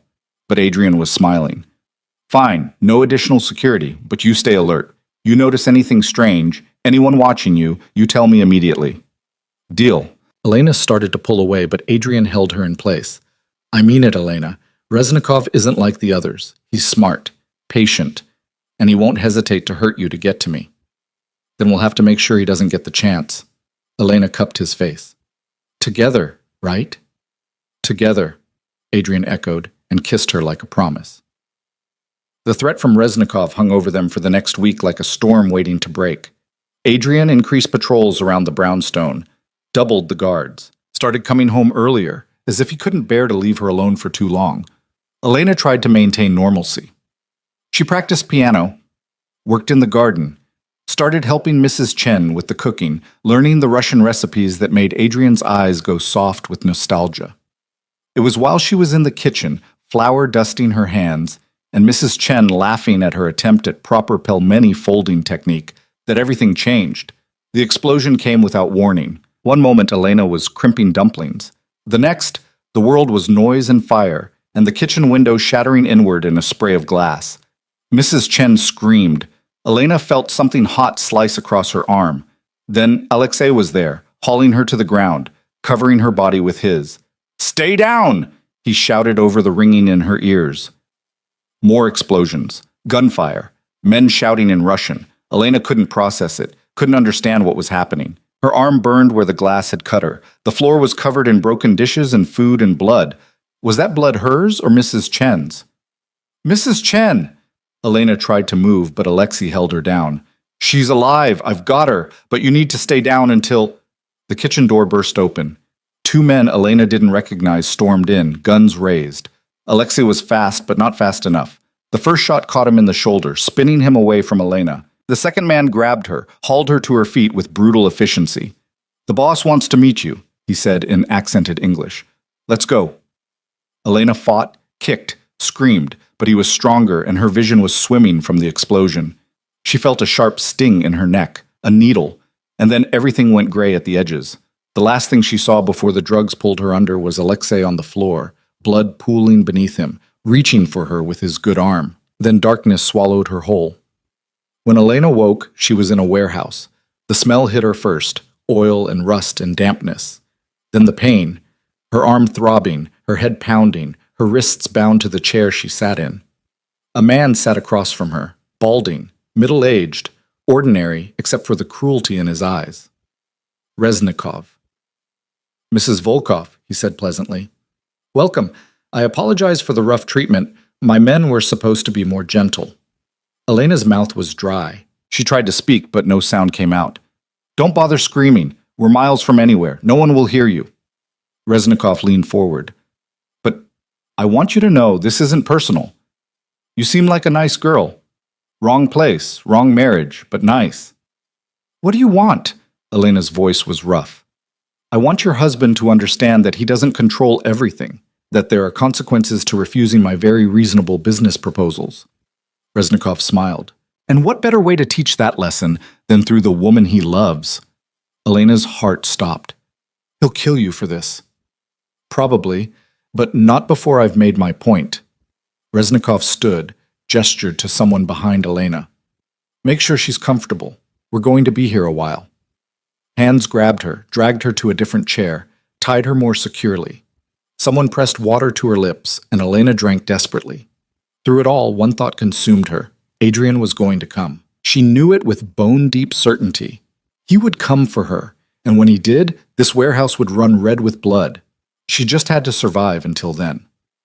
Hours passed. Reznikov left, came back, left again. His men took turns watching her. Elena stayed silent, conserving her strength, cataloging every detail of the warehouse she could see. Then, as night fell, she heard it. The first gunshot. Reznikov's men scrambled. More gunfire. Closer now. Men shouting, dying. The warehouse door exploded inward. Adrian walked through it like vengeance incarnate. Blood on his face. Gun in each hand. Eyes blazing with fury so intense Elena could feel it from across the room. Behind him, Dmitri and a dozen other men fanned out, methodically taking down Reznikov's guards. Adrian's eyes found hers. For just a moment, everything else ceased to exist. Then he was moving, faster than she'd ever seen him move. He reached her in seconds, dropped to his knees, started cutting the ropes binding her wrists. Elena, look at me. Are you hurt?" "My arm. Glass, but I'm okay. Her voice broke. "You came. Always." Adrian's hands were gentle as he freed her, but his voice was pure murder. "Where is he? Where's Reznikov?" "He left, hours ago." Adrian cursed viciously in Russian. He pulled Elena into his arms, held her so tight she couldn't breathe. She felt him shaking, actually shaking, with rage and fear. "I'm okay," she whispered against his chest. "I'm okay. He's dead. You understand? Reznikov is dead. I'm going to hunt him down and make him beg for mercy before I—" "Adrian," Elena pulled back, made him look at her. "Later. Right now, just get me home." Something in his eyes gentled. "Home. Yes. Dmitri," he called over his shoulder. "Secure the warehouse. Find out where Reznikov went.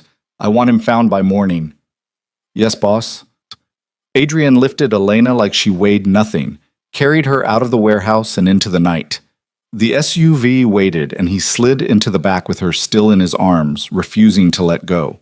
On the drive back to the brownstone, neither of them spoke. Adrian just held her, his face buried in her hair, while Elena tried to process what had happened. She'd been kidnapped, held hostage, used as a weapon against the man she loved. The realization hit her like a physical blow. She loved him. Somewhere between mercy and music and stolen kisses, she'd fallen completely in love with Adrian Volkov, and the thought of him being hurt because of her was unbearable. "I'm sorry," she whispered. Adrian pulled back. "What?" "I'm sorry, they were right. Dmitri, Reznikov, all of them. I am your weakness. I put you in danger." "No." Adrian's voice was fierce. "You are my strength." Do you understand? Without you, I would have burned this city to the ground tonight. But you were alive, you survived, and that's the only reason Reznikov gets a quick death instead of the hours of agony I want to give him. Elena's eyes burned. I was so scared. I know, baby, but you're safe now. I've got you. And I promise you, I swear to you, no one will ever touch you again. The endearment, baby, broke something in Elena. She turned in his arms, kissed him with everything she had, desperate and grateful and terrified and in love. Adrian kissed her back just as fiercely, like she was oxygen and he'd been drowning, like she was the only thing keeping him sane. When they finally pulled apart, both breathing hard, Elena whispered 3 words she'd never thought she'd say. I love you. Adrian went completely still. What? I love you. I don't want to. It's probably the worst decision I've ever made, but I do. I love you, Adrian Volkov. And that terrifies me more than anything that happened tonight. Adrian's eyes filled, actually filled with tears that didn't fall. Elena, don't. Don't tell me you love me too. I already know. I've known for weeks. Elena cupped his face. Just hold me. And promise me you'll come back. After you find Reznikov. Promise me you'll come home. Always, Adrian said roughly. I'll always come home to you. They held each other the rest of the way back to the brownstone, and Elena finally understood what she'd been refusing to see. This wasn't Stockholm Syndrome. It wasn't survival instinct. It was love. Real, terrifying, impossible love. And she was done fighting it. The brownstone was chaos when they arrived. Mrs. Chen waited at the door, her face pale but composed, a bandage wrapped around her arm. When she saw Elena, she burst into tears. I'm so sorry, the older woman sobbed. I should have protected you, should have seen them coming. You were hurt too. Elena embraced her carefully, mindful of their injuries. This wasn't your fault. Adrian stood in the foyer, already on his phone, his voice lethal. I don't care what it costs. Find him. Find everyone who helped him. I want names, locations, everything. He paused, listened. Good. And Alexei? Elena's heart clenched. She'd forgotten about Alexei and the chaos of her own rescue. Surgery went well, Adrian said, his expression softening slightly. He'll recover. Lost a lot of blood, but the bullet missed anything vital. He looked at Elena. He kept asking about you, even half-conscious. He wanted to know if you were safe. I need to see him. Tomorrow. Tonight, you need rest. Adrian pocketed his phone, moved to her side. Let me look at your arm. The cut was deeper than Elena had thought. The bandage someone had applied in the warehouse already soaked through. Adrian led her upstairs to the master bathroom, his bathroom, she realized, seeing it for the first time. All marble and glass, larger than her entire apartment had been. He sat her on the counter, gathered supplies from a cabinet with practiced efficiency. You've done this before, Elena observed, watching him clean the wound with gentle precision. More times than I can count. Adrian's jaw was tight. Usually on myself. Sometimes on my men. Never on you. It should never have been you. It wasn't your fault. It was absolutely my fault. The words came out harsh. I knew Reznikov was a threat. Knew he'd try something. I should have been more careful. Should have what? Locked me in a room? Had armed guards follow me to the bathroom? Elena caught his hand. You can't protect me from everything, Adrian. Your world is dangerous. I knew that when I agreed to try. This isn't trying. This is you bleeding because of my mistakes. Adrian finished bandaging her arm, but didn't let go of her hand. When Dmitri called me, when he said the house had been attacked and you were gone, his voice cracked. I've never been that afraid. Not when my mother died. Not when Nikolai was shot. Nothing has ever terrified me the way losing you did. Elena slid off the counter, stood between his knees. But you didn't lose me. I'm here. I'm alive. Because you're strong. Because you survived until I could get to you. Adrian's hands framed her face. But Elena, if something had happened to you, if Reznikov had hurt you, I would have burned the entire city. There wouldn't be enough blood in Brooklyn to satisfy what I'd do. I know. Elena kissed him softly. I know what you are, what you're capable of, and I love you anyway. Adrian made a sound like pain and pulled her closer, buried his face in her neck. Elena held him, this dangerous man who was falling apart because she'd been hurt, and felt her heart crack open completely. Don't leave tonight, she whispered. I know you want to hunt Reznikov. I know you need to make him pay. But please, just tonight, stay with me. Adrian pulled back, eyes searching hers. Are you sure? I'm sure. Elena took his hand, led him out of the bathroom. I don't want to be alone, and I don't want you to be alone either. They ended up in Adrian's bedroom, dark wood and masculine furnishing, surprisingly sparse for a man of his wealth. Elena sat on the edge of his bed while he disappeared into his closet, emerging with clothes for her. One of his shirts, soft from washing, and clean bandages. I'll be in the guest room if you need. Stay. Elena caught his wrist. Please, Adrian's throat worked.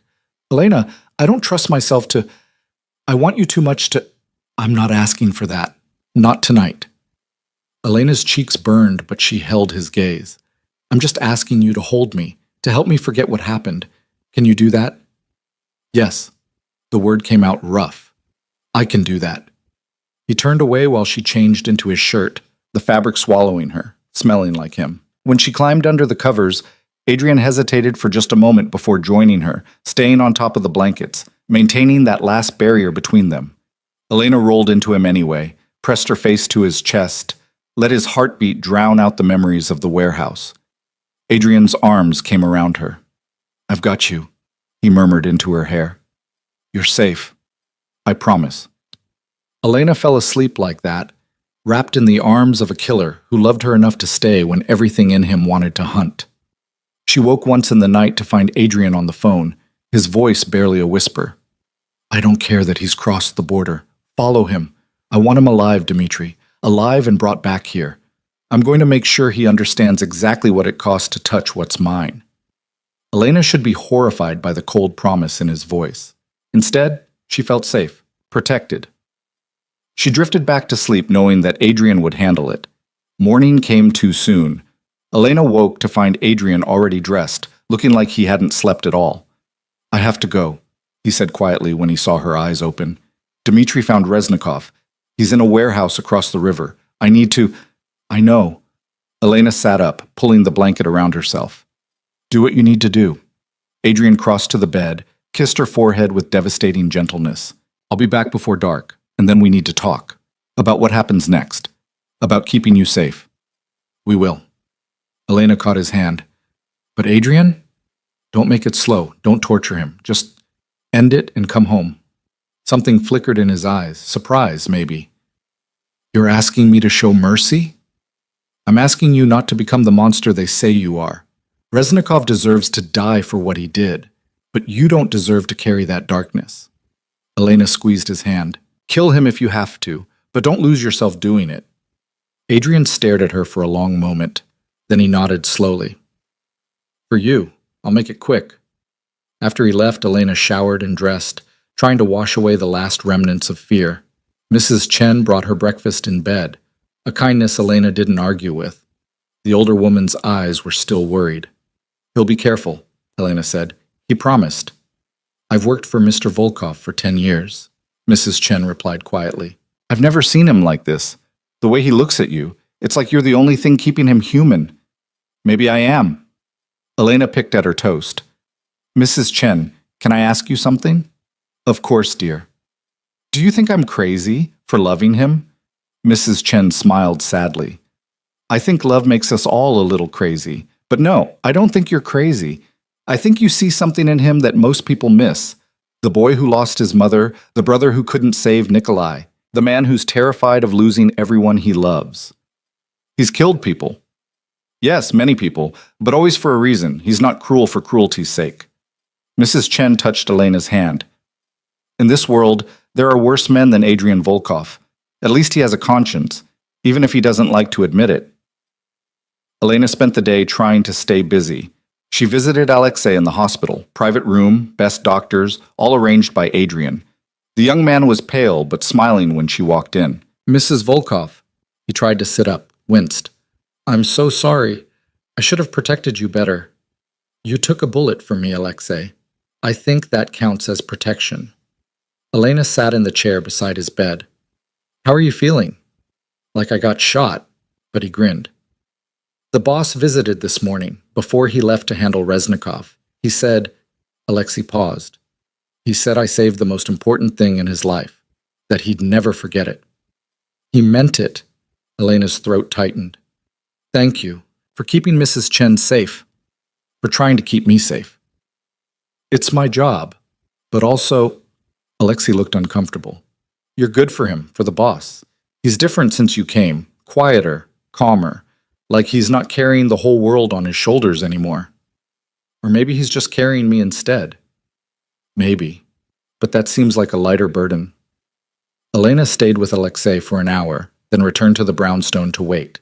The afternoon stretched endlessly. She tried reading, playing piano, anything to keep her mind occupied. Finally, as the sun started to set, she heard the front door open.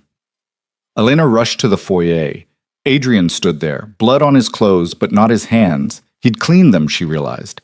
His face was drawn, exhausted, but when he saw her, something eased in his expression. "It's done," he said simply. Elena crossed to him, wrapped her arms around him despite the blood. "Are you okay?" "I kept my promise. Made it quick." Adrian's voice was hollow. "But Elena, I need you to understand something. Reznikov wasn't the only one involved. There were others, men who helped him, who knew what he was planning.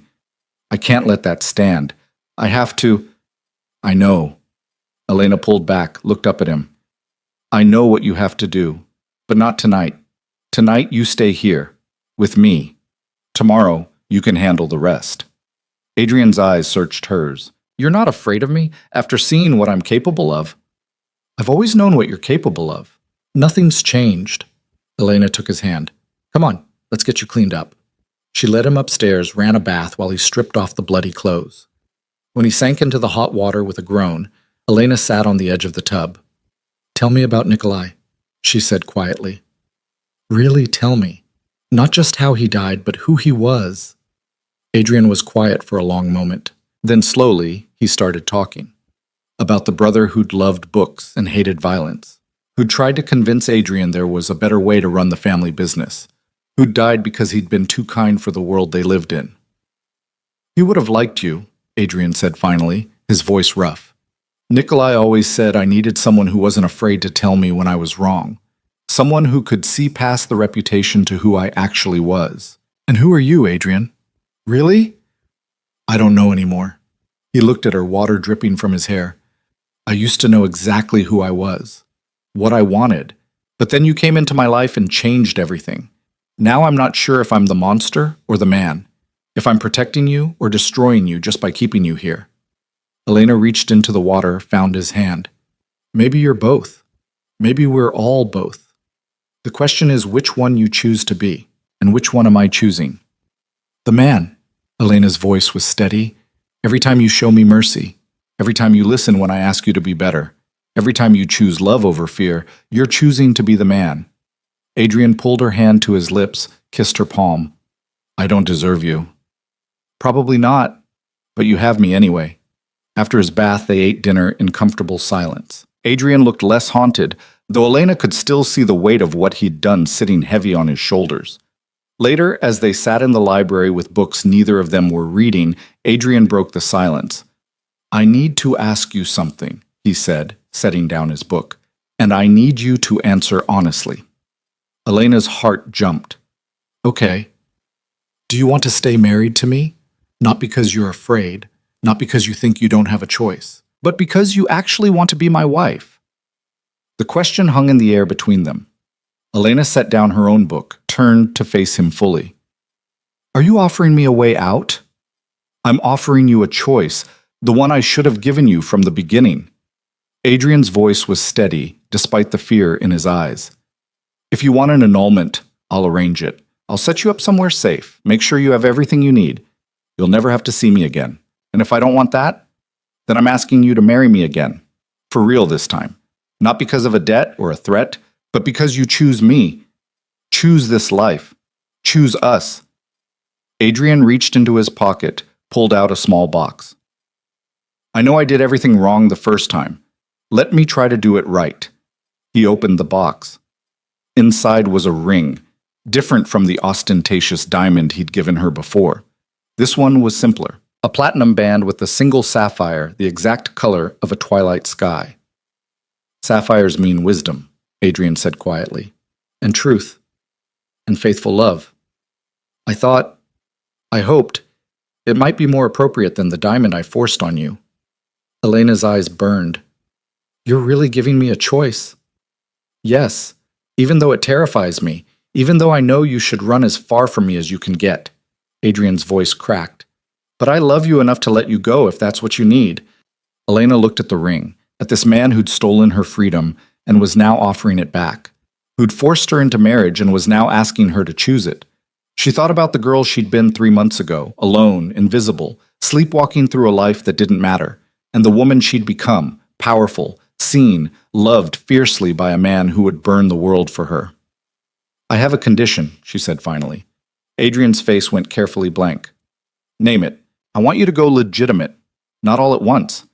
I know that's not realistic, but gradually find legal ways to run your empire. Real estate, shipping, whatever it takes. Elena held his gaze. I can't be married to a crime lord forever, Adrian. I need to know we're working toward something better. That could take years, and it's dangerous. The other families, I know, but I need to know you're trying, that you want more than just power and fear.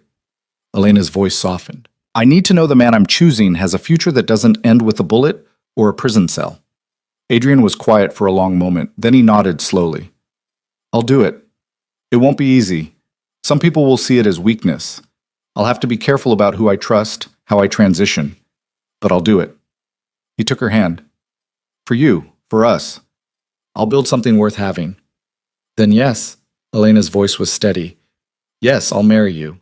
Again. For real this time. Adrian's breath left him in a rush. You mean it? I mean it. Elena took the ring from the box, slid it onto her finger beside the diamond. I choose you, Adrian Volkov. I choose this impossible love. I choose us. Adrian pulled her into his arms, kissed her like a drowning man finding air. Elena kissed him back, pouring every ounce of love and fear and hope into it. When they finally broke apart, both breathing hard, Adrian pressed his forehead to hers. I'm going to spend the rest of my life proving you made the right choice, he whispered. You better. Elena smiled through her tears. Because I'm not going anywhere. They stayed like that for a long time, wrapped around each other in the library where everything had begun to change. Outside, the city continued its endless rhythm. Inside, 2 broken people held each other and dared to believe in second chances. Later, much later, Elena led Adrian upstairs. Not to separate rooms this time, but to his bedroom. Their bedroom now, she supposed. Are you sure? Adrian asked at the door, his voice rough with want and restraint. We don't have to. I can wait until...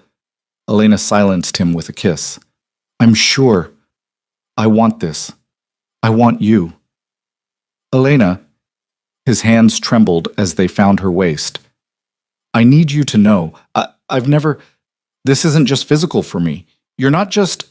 I know. Elena cupped his face, made him look at her. I know what this means. For both of us. Stop overthinking it. Adrian laughed, the sound shaky. You're asking me not to overthink the most important moment of my life? Yes. Just be here with me. So he was. They came together slowly, carefully, learning each other with gentle hands and whispered words. Adrian treated her like something precious, his touch reverent despite the hunger burning in his eyes. Elena had expected passion. What she found instead was intimacy so profound it brought tears to her eyes. Every touch meant I love you. Every kiss said I choose you. Every whispered word was a promise neither of them had the language to articulate, but both understood completely. Afterward, they lay tangled together in the darkness, Adrian's arms around her, Elena's head on his chest, listening to his heartbeat, gradually slow. I never thought I could have this, Adrian said quietly into her hair. Love without fear, trust without doubt. You, choosing me freely instead of being trapped. You do now. Elena pressed a kiss to his chest, right over his heart. We both do. I won't let you down. I swear it. I know you won't. But Adrian? She propped herself up to look at him. If you do, if you make mistakes or forget sometimes that I'm not actually a prisoner, I'll tell you, and you'll listen. That's the deal. Adrian smiled, the expression transforming his face. That's the deal. They fell asleep like that, wrapped around each other, and for the first time since her father died, Elena felt truly safe. The next morning brought a new reality. Adrian had calls to make, people to meet, the business of dismantling everyone who'd helped Reznikov. But before he left, he found Elena in the garden. I've been thinking, he said, pulling her into his arms. About your condition, going legitimate. Already having second thoughts? No, actually I have a plan. Adrian's eyes gleamed. I've been buying up properties in Brooklyn for years. Buildings I rent out mostly, but I could convert them, create affordable housing, job training programs, give people the chances I never had. Elena's breath caught. You'd do that? With your help. You'd know better than me what people actually need. What would make a difference? Adrian tucked a strand of hair behind her ear. I thought we could call it the Nikolai Foundation. In memory of my brother. He always wanted to help people. Maybe this could be his legacy. Tears burned Elena's eyes. That's perfect. He would love that. And it gives me a reason to transition out of the darker parts of my business. Can't very well run a charitable foundation while also running protection rackets. Adrian's smile was crooked. Though I'm keeping the legitimate shipping operation, we need some income. Elena laughed, the sound bright in the morning air. I think that's fair. Over the next few weeks, they began building something new. Adrian started the process of going legitimate, carefully, methodically, making sure he didn't show weakness to the wolves still circling. Elena threw herself into planning the foundation, working with architects and community leaders to understand what Brooklyn actually needed.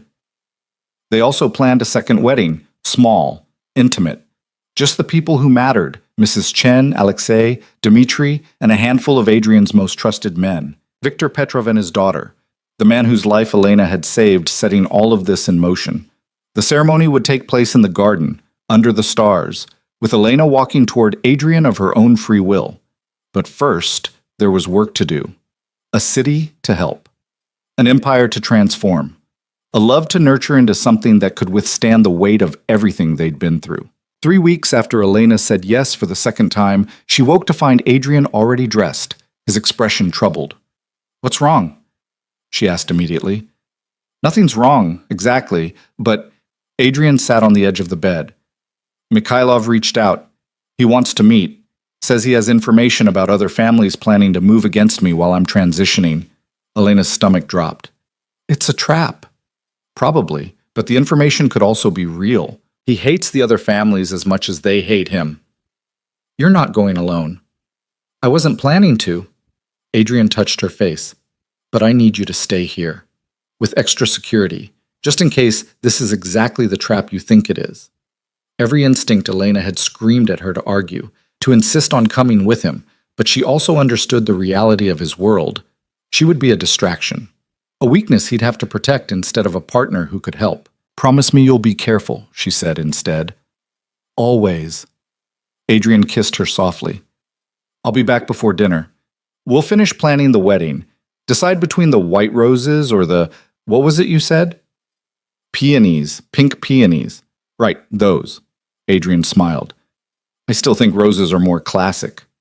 "Roses are what you forced on me the first time. Peonies are what I'm choosing now." "Then peonies it is." Adrian kissed her again, longer this time. "I love you." "I love you too. Come home safe." She watched him leave, Dmitri and 4 other men flanking him. The SUV pulled away, and Elena forced herself to breathe through the anxiety clawing at her chest. He would be fine. Adrian was smart, careful, always 3 steps ahead of everyone else. He would be fine. Elena tried to distract herself with wedding plans, but her concentration kept fracturing.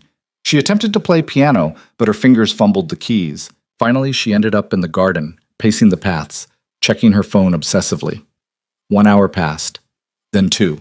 By the 3rd hour, Elena's anxiety had transformed into full-blown fear. She called Dmitri. No answer. Called again. Still nothing. Her hands were shaking when Mrs. Chen found her. "He's probably just in a meeting," the older woman said, but her eyes were worried too. "You know how these things can run long." 3 hours? Without a single text? Elena shook her head. "Something's wrong." Before Mrs. Chen could respond, Elena's phone finally rang. Unknown number. She answered. "Hello? Mrs. Volkov." The voice was unfamiliar, old, rough with cigarettes and violence. "My name is Mikhailov. I have something that belongs to you." Elena's blood ran cold. "Where is he?" "Your husband is currently my guest, unharmed, I should mention, unlike your security team, who were less cooperative." Mikhailov's laugh was cruel. "I want to offer you a trade." "What kind of trade?" "You, for him. Come alone to the address I'm about to text you. No guards, no police. Just you and that fierce loyalty I've heard so much about." Another laugh. "You have 2 hours. After that I start sending pieces of your husband back to you." The line went dead. Elena stood frozen, phone clutched in her white-knuckled hand. This was it. The moment she'd known was coming since the first time Dmitri called her a liability. She could call for help. Get Adrian's other men. Storm whatever location Mikhailov sent. But Adrian would die while they planned. She knew it with bone-deep certainty. The text came through. An address in Brooklyn, the warehouse district. Elena looked at Mrs. Chen. "Tell Dmitri where I've gone, but wait 1 hour. I need time to get there before—" "No," Mrs. Chen grabbed her arm. "Elena, you can't do this. It's suicide. Mr. Volkov would never forgive himself if— and I'll never forgive myself if I don't try." Elena pulled free gently. 1 hour, Mrs. Chen, then send everyone." She left before the older woman could argue further. Found keys to one of the cars, a sedan, unremarkable. Got in and drove toward Brooklyn with her heart in her throat. The warehouse Mikhailov had specified loomed against the evening sky like a monument to all her worst fears. Elena parked a block away, walked the rest of the distance on shaking legs. The door was unlocked. Inside, lit by harsh fluorescent lights, was a scene from her nightmares. Adrian knelt in the center of the space, hands bound behind his back, blood streaming from a cut above his eye. Mikhailov stood over him, gun in hand, surrounded by a dozen armed men. When Mikhailov saw Elena, he smiled. "Right on time, and alone, just as requested. How wonderfully predictable." Adrian's head snapped up. When he saw her, his face went white with fury. "Elena, no! You shouldn't have—" "Shut up!" Mikhailov struck Adrian across the face with the gun. "You don't get to talk anymore." "Don't hurt him." Elena's voice was stronger than she felt. "I'm here. I came like you asked. Now let him go." "Of course. A trade is a trade." Mikhailov gestured to his men. "Take her." Hands grabbed Elena. She didn't fight as they dragged her forward, bound her wrists. All she could see was Adrian's face, devastated, terrified, furious. "Elena, listen to me," he said urgently. "Whatever happens next—" "I said shut up!" Mikhailov hit him again. Elena made a wounded sound. "Stop, please! I'll do whatever you want. Just don't hurt him anymore." "Whatever I want?" Mikhailov's smile widened. Interesting. Because what I want, Mrs. Volkov, is to watch your husband suffer, and the best way to do that is through you. He raised the gun, pointed it at Elena's head. Everything happened at once. Adrian roared, somehow getting his hands free, lunging for Mikhailov despite the impossible distance. The warehouse doors exploded inward, and suddenly Dmitri was there with what looked like an army. Gunfire erupted, men screaming, dying. Elena hit the floor, hands still bound, as chaos consumed the space around her. She couldn't see Adrian, couldn't see anything through the smoke and bodies and blood. Then strong hands grabbed her, cut her bonds. Dmitri's face swam into view. "Get her out!" he shouted to someone behind him. "Get her out now!" Not without Adrian. Elena fought against whoever was trying to pull her away. "I won't leave without him." "He's fine. He's—" A gunshot. Louder than the others, Elena's ears rang. Then Adrian was there, staggering toward her, clutching his side where blood bloomed dark against his shirt. "No!" Elena's scream was raw. She broke free from whoever held her, ran to him. "No, no, no!" "I'm okay." Adrian's voice was weak. "Just grazed. I'm okay." But he wasn't okay. Elena could see it in the way he swayed, the amount of blood staining his clothes. He collapsed into her arms, and they went down together. "Dmitri!" Elena screamed. "Help him! Someone help him!" Men swarmed around them. Someone was putting pressure on Adrian's wound. Someone else was calling for an ambulance. Through it all, Adrian's eyes stayed locked on Elena's face. "You came for me," he whispered. "You stupid, brave, beautiful woman. You came." "Of course I came." Elena's tears fell on his face. "I love you. I choose you. Remember?" "I remember." Adrian's hand found hers, squeezed weakly. "Elena, if I don't, you will. You're going to be fine." But her voice broke. "You have to be fine. We have a wedding to plan. Pink peonies, remember? And the foundation, and our whole lives. You don't get to leave me now." "Not planning on it." Adrian's smile was strained. "Just promise me. If something happens, nothing's happening. You're going to survive this. You're going to marry me in the garden. We're going to help people and be happy and grow old together. That's the deal." "Deal?" Adrian echoed faintly. The ambulance arrived in a blur of lights and sirens. They loaded Adrian onto a stretcher, and Elena climbed in beside him despite the paramedics' protests. On the ride to the hospital, she held his hand and prayed to every deity she didn't believe in. Let him live. Let him survive this. Take anything else, her freedom, her safety, her whole future. Just let him live. Adrian's eyes drifted closed. "Stay with me," Elena begged. "Adrian, please, stay with me." His fingers twitched in hers. "Always," he whispered. Then they were at the hospital, doctors swarming, someone pulling her away as they rushed him into surgery. Elena collapsed in the waiting room, blood on her clothes, terror crushing her chest. Dmitri appeared beside her, his own face pale.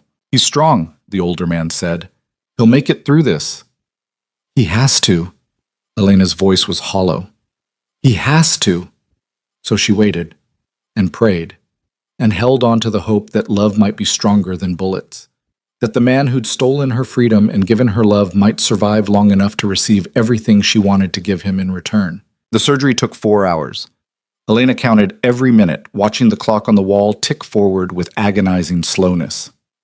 Dmitri stayed with her, silent and solid, occasionally bringing her coffee she didn't drink. Mrs. Chen arrived at some point, wrapped Elena in a blanket, whispered reassurances that felt like lies. Alexei came too, still recovering but refusing to stay away. "He's going to pull through," the young man said with fierce certainty. "The boss is too stubborn to die." Elena wanted to believe him, needed to believe him, but all she could see was the blood. So much blood. When the surgeon finally emerged, still in his scrubs, Elena was on her feet before he'd fully entered the waiting room. "Mrs. Volkov," the doctor said, and Elena's heart stopped at his expression. "Your husband is out of surgery. The bullet damaged his liver, and he lost a significant amount of blood, but we were able to repair the damage. He's stable."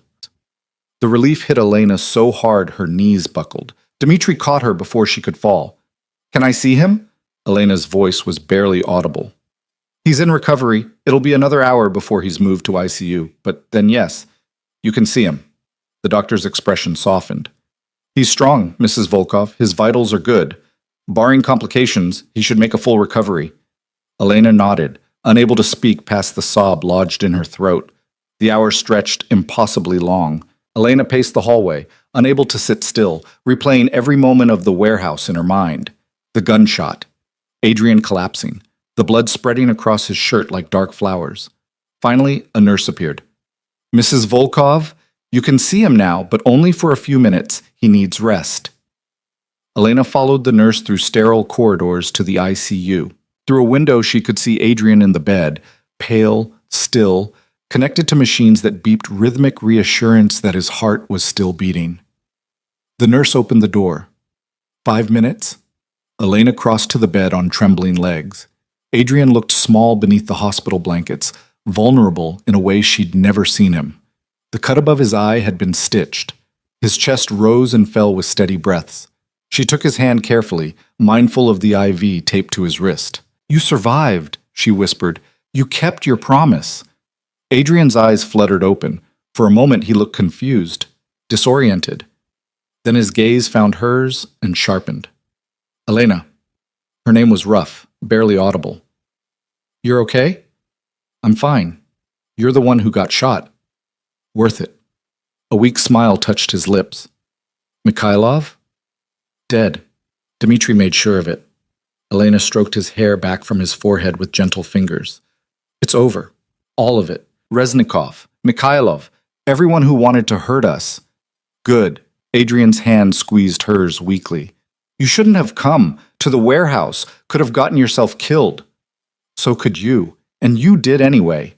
Elena's voice cracked. "Don't ever scare me like that again." "Deal, as long as you promise the same thing."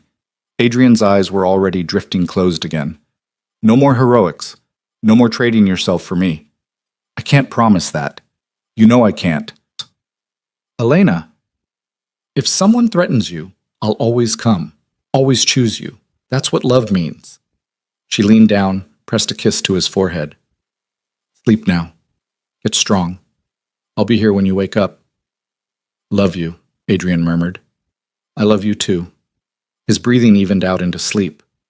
Elena stood there for a long moment, just watching him breathe, reassuring herself that he was alive, that they'd both survived.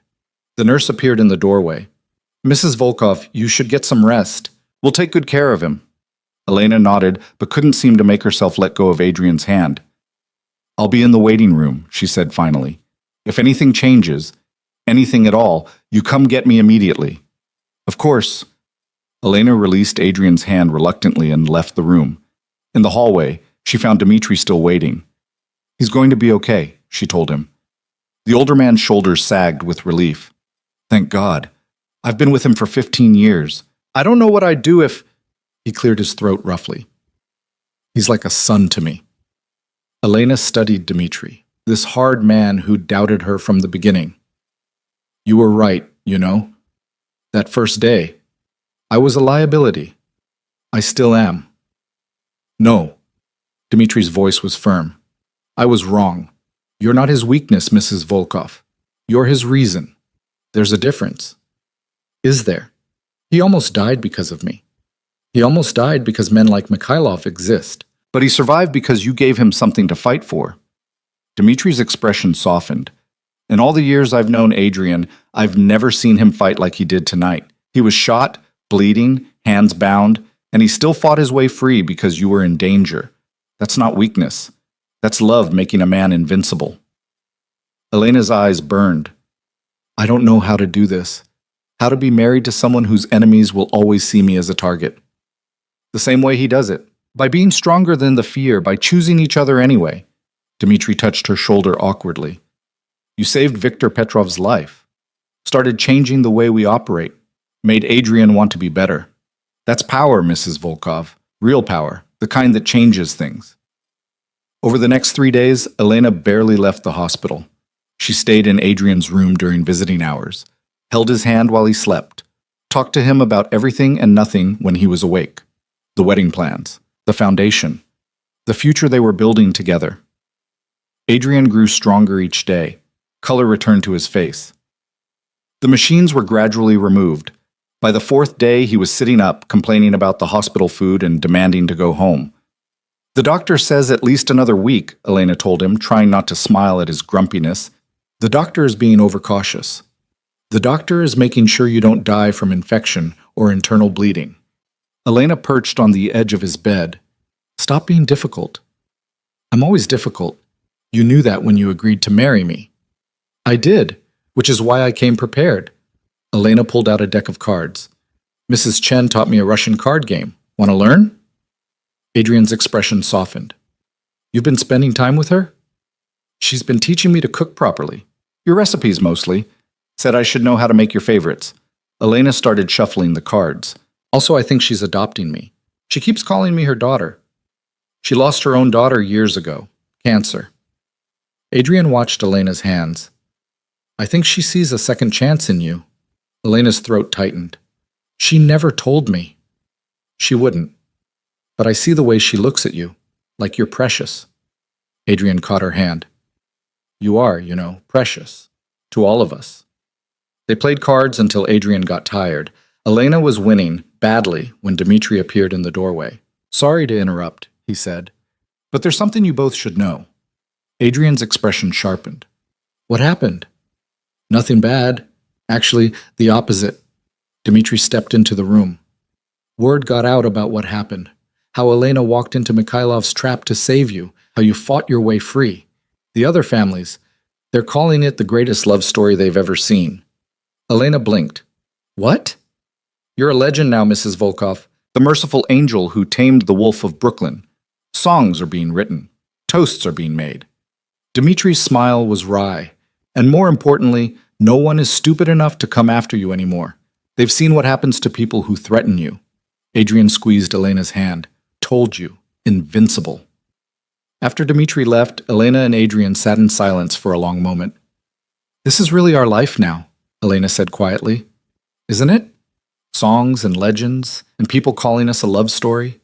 Does that bother you? I don't know. It feels surreal. 3 months ago I was invisible. Now I'm... She gestured helplessly. This. You were never invisible. Adrian's voice was gentle. You just hadn't found the right person to see you. Elena looked at him, this complicated, dangerous man who'd seen her when no one else had, who'd loved her enough to change, who'd almost died protecting her. When you get out of here, she said, we're getting married immediately. No more waiting. No more delays. Adrian's smile was radiant. You sure? Completely. I want to marry you for real. In the garden, under the stars, with everyone who matters watching. I want to choose you in front of the whole world. Then that's what we'll do. Adrian was released from the hospital a week later, despite his protests that he could have left sooner. Elena brought him home to a brownstone filled with flowers.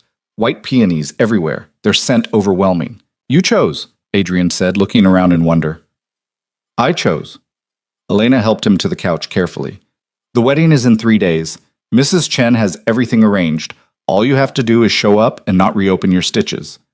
I can manage that. Adrian pulled her down beside him. 3 days. Then you'll really be mine. I'm already yours. Have been since the first time you cooked me dinner. Elena nestled against his good side. But yes, 3 days. Those 3 days passed in a blur of preparation. The garden was transformed with lights and flowers. A small altar was constructed beneath the oldest tree. Chairs were set up for the handful of guests, 15 people total, everyone who truly mattered. The night before the wedding, Elena stood in the garden alone, looking at everything they'd built. Second thoughts? Adrian's voice came from behind her. Elena turned. He was supposed to be resting, but of course he'd found his way to her anyway. No second thoughts, she said, just thinking about how different this is from last time. Adrian came to stand beside her. Last time, you were a prisoner in a pretty dress. This time I'm a woman in love. Elena leaned against him. It's terrifying. Why? Because I have so much to lose now. Last time I had nothing. No future, no hope, nothing worth protecting. Now I have you, have this life we're building, have dreams that matter. She looked up at him. What if something happens? What if... Then we'll face it together. Adrian's arms came around her. That's what marriage means, Elena. Not just the good parts, all of it. The fear, the danger, the uncertainty. We face it together. Together, Elena echoed. They stood in the garden for a long time, holding each other beneath the stars, while the flowers released their perfume into the night air. The next day dawned clear and perfect. Elena woke in her room, alone for the last time, she realized. After tonight, she'd share Adrian's bed, his space, his life, completely. Mrs. Chen helped her dress. The gown was nothing like the elaborate creation from the first wedding. This one was simple, ivory silk that flowed like water, no veil, no train. Just Elena, as she was. "You're beautiful, dear," Mrs. Chen said, tears in her eyes. "Your mother would be so proud." Elena's throat tightened. You think so? I know so. You survived. You thrived. You found love in the darkest place and made it something bright. Mrs. Chen adjusted a white peony in Elena's hair. That takes courage most people don't have. Downstairs, guests had gathered in the garden. Elena could hear music drifting up, not the traditional wedding march, but something softer. A Russian lullaby played on guitar. When it was time, Elena walked down the stairs alone. No one to give her away because she was giving herself. Her choice. Her decision. The garden was magical. Lights hung from every branch. Flowers bloomed in impossible abundance. And at the end of a simple aisle stood Adrian. He wore a dark suit, but his expression was what made Elena's breath catch. Love. Pure, uncomplicated love shining from his eyes. Elena walked toward him slowly, drinking in every detail. Viktor Petrov and his daughter in the front row, Anya beaming and waving. Alexei beside them, fully recovered. Dmitri standing as Adrian's best man, his hard face suspiciously shiny. When Elena reached Adrian, he took her hands. "Hi," she whispered. "Hi, yourself." Adrian's smile was tremulous. "You came." "I chose." Elena's voice was steady. "I choose." The ceremony was brief. No elaborate vows written by someone else. Just them, speaking from the heart. "I promise to see you," Adrian said, his voice rough with emotion. "Not just look at you, but really see you. Your strength, your kindness, your fierce heart that changed everything. I promise to be worthy of the choice you're making today. To be better because you believe I can be. To love you with everything I am, everything I have, for as long as I live." Elena's vision blurred with tears. "I promise to choose you. Every day, every moment, even when it's hard, especially when it's hard. I promise to believe in you, in us, in this impossible love we've built from darkness and fear. I promise to be your partner, not your prisoner. Your equal, not your possession. And I promise to love you fiercely, completely, for as long as we both shall live." The rings were exchanged, the sapphire Elena already wore, and a simple platinum band she slid onto Adrian's finger. "By the power vested in me by the state of New York," the officiant said, "I now pronounce you husband and wife. You may kiss your bride." Adrian cupped Elena's face with infinite gentleness. "Again?" he asked, smiling. "Again," Elena confirmed. "For real this time." The kiss was soft, sweet, and absolutely perfect. When they pulled apart, their small gathering erupted in applause. Elena turned to face them all, Adrian's hand firmly in hers, and felt something settle in her chest. This was family. Not the one she'd been born into, but the one she'd chosen, the one she'd built. The reception was held right there in the garden. Mrs. Chen had prepared a feast, Russian and Italian dishes combined, a marriage of their backgrounds. Wine flowed freely. Toasts were made that made Elena laugh and cry in equal measure. Viktor Petrov stood, his daughter on his lap, and raised his glass. "To Mrs. Volkov," he said, his voice thick with emotion, "who taught us that mercy is stronger than fear, that love can change even the hardest hearts, who saved my daughter's life and gave me a future. May you have all the happiness you've given others." "To Mrs. Volkov," the others echoed. Elena buried her face in Adrian's shoulder, overwhelmed. "They love you," he murmured into her hair, "almost as much as I do." As the evening wore on, Elena found herself dancing with Adrian in the garden, swaying to music that played only in their hearts. His arms were careful around her, mindful of his still healing wound. "Does it hurt?" she asked. "Not even a little. Not when I'm with you." Adrian kissed her forehead. "Thank you." "For what?"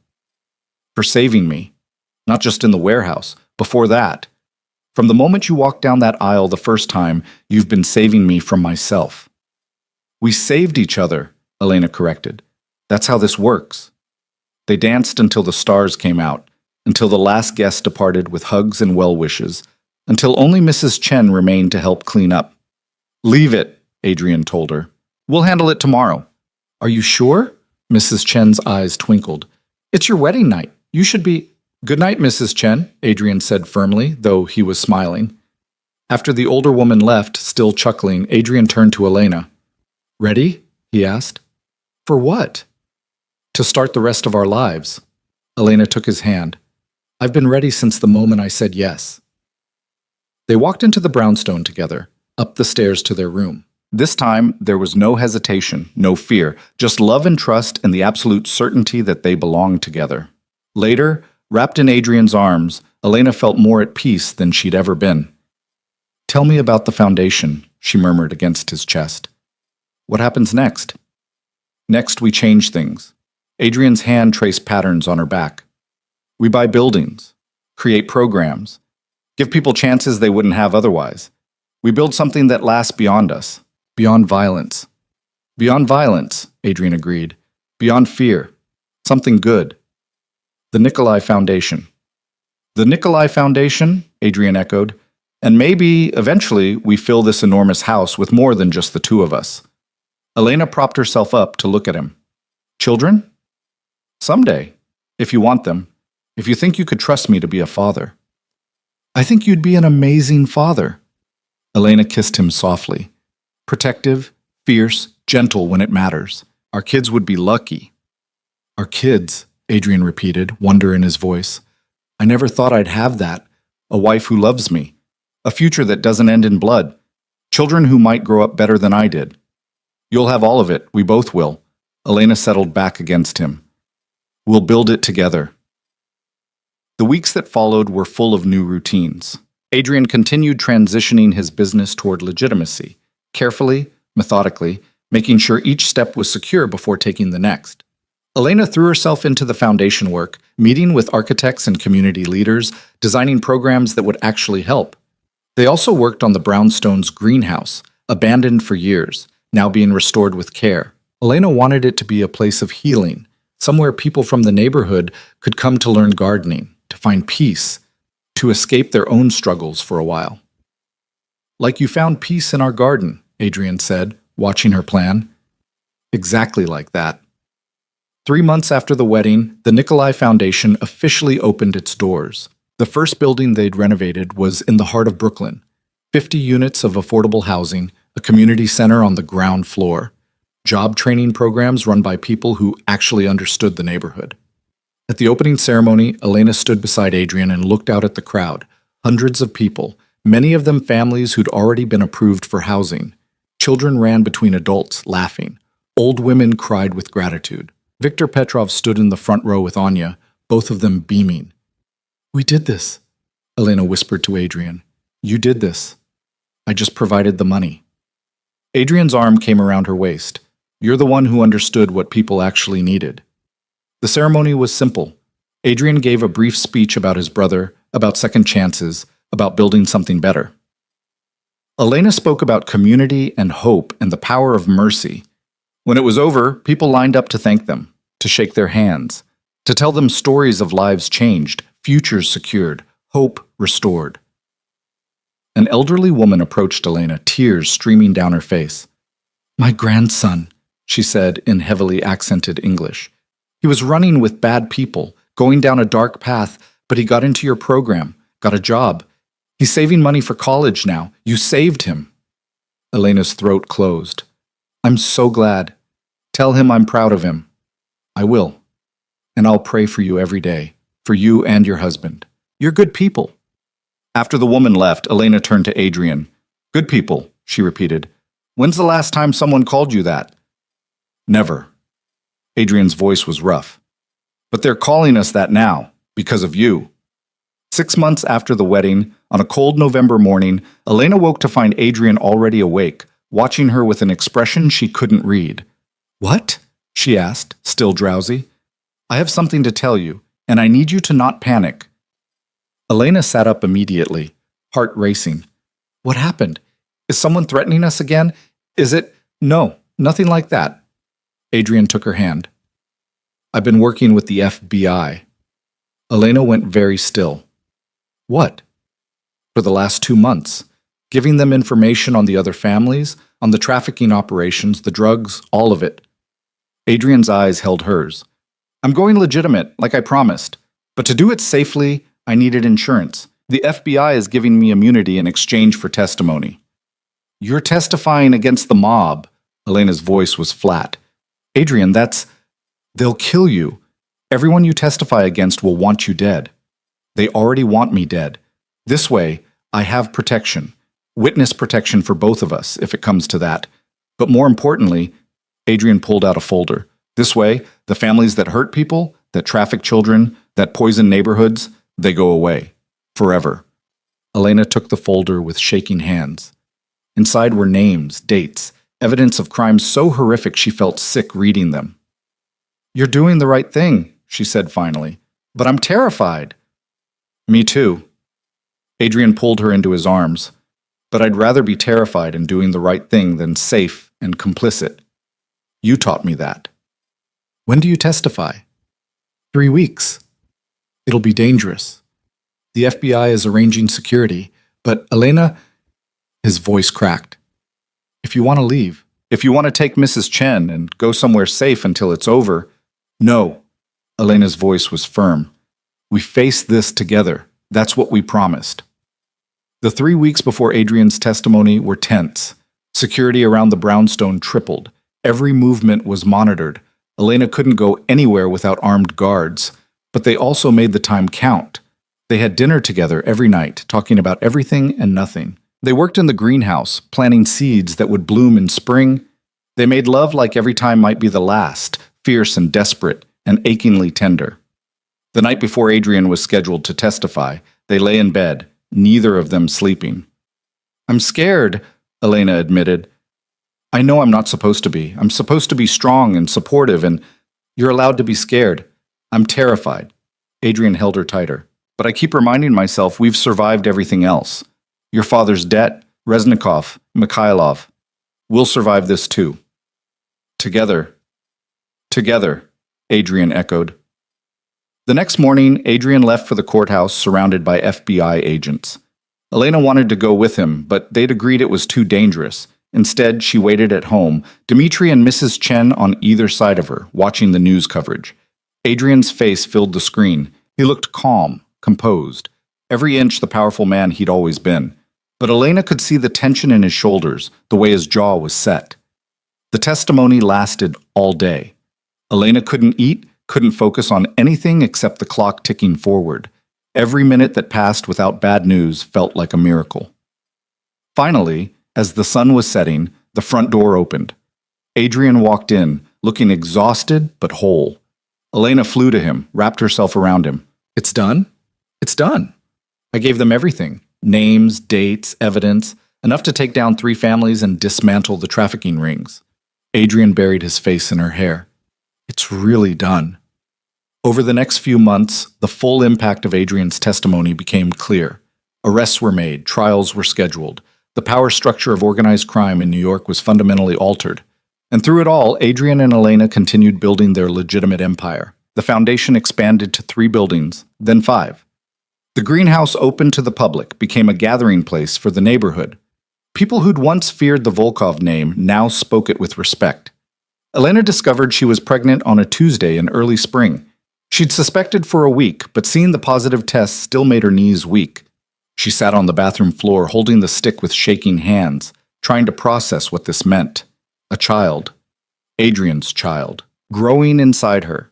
She found him in his study, reviewing plans for the foundation's 6th building. When she walked in, he looked up with a smile that still made her heart stutter. Hey, I was just about to come find you. I wanted to show you... He stopped, seeing her expression. What's wrong? Elena couldn't speak. She just held out the pregnancy test. Adrian's eyes went wide. Is that... Are you... He was across the room in 2 strides, taking the test from her with reverent hands. We're having a baby? We're having a baby, Elena confirmed, and burst into tears. Adrian pulled her into his arms, and she felt him shaking. When he pulled back, his face was wet. "I'm going to be a father," he said, wonder in his voice. "We're going to be parents. Are you happy?" Elena needed to hear it. "Happy?" Adrian laughed through his tears. "Elena, I don't have words. You've given me everything. A reason to live, a reason to be better, and now a child. Our child." He pressed his hand to her still flat stomach. "I promise you, both of you, I'm going to be the father I never had, the husband you deserve. I'm going to build a world safe enough for our baby to grow up in." "You already are," Elena said softly. "You've been building it since the day I asked you to spare Viktor Petrov." The pregnancy was smooth. Elena bloomed with health, her body changing to accommodate the life growing inside her. Adrian was impossibly protective, hiring the best doctors, reading every book about pregnancy and childbirth he could find, driving Elena slightly crazy with his hovering. But underneath the protectiveness, she could see his joy, his absolute wonder at the miracle they'd created. 7 months into Elena's pregnancy, they held a ceremony in the garden to open the greenhouse to the public. Hundreds of people attended, neighborhood families, foundation participants, even some of Adrian's former associates who'd chosen to go legitimate with him. Elena stood with Adrian's hand protectively on her swollen belly and cut the ribbon. "This greenhouse is for everyone," she said to the crowd. "A place to grow things, to heal, to remember that even in the darkest places, beautiful things can bloom." She looked at Adrian. "My husband taught me that. He showed me that people can change, that mercy is stronger than fear, that love can transform even the hardest hearts." The crowd erupted in applause. Anya Petrov rushed forward with a bouquet of flowers, white peonies, carefully grown in the greenhouse's first harvest. That night, lying in bed, Adrian's hand resting on Elena's belly as the baby kicked, Elena felt complete. "I never thought I'd have this," she said quietly. "A husband who loves me, a baby on the way, a purpose that matters, a home that's really mine." "Ours," Adrian corrected. "All of it is ours." Their daughter was born on a snowy December morning.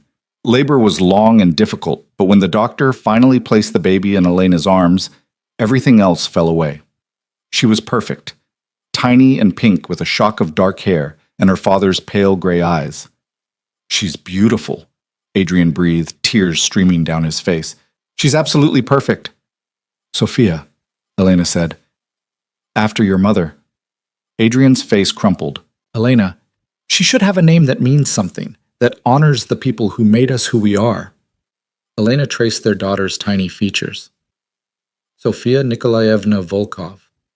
It's perfect. She's perfect. You're perfect." Adrian kissed Elena's forehead, then their daughter's. "I love you both more than life." Bringing Sophia home to the brownstone felt surreal. This place that had started as a prison was now home to a family. "Mrs." Chen cried when she saw the baby, called her granddaughter without hesitation. Dmitri brought flowers and looked terrified when asked if he wanted to hold her. Viktor Petrov visited with Anya, who declared herself Sophia's big sister and promised to teach her everything important. And through it all, Adrian was a revelation. He changed diapers without complaint, walked the floors with Sophia when she cried, sang her Russian lullabies in the middle of the night. Watching him with their daughter made Elena fall in love with him all over again. 1 year after Sophia's birth, on their second wedding anniversary, Adrian and Elena stood in the garden together. Their daughter slept peacefully in her crib inside, Mrs. Chen watching over her. "I've been thinking," Adrian said, pulling Elena close, "about everything we've built. The foundation, the greenhouse, our family.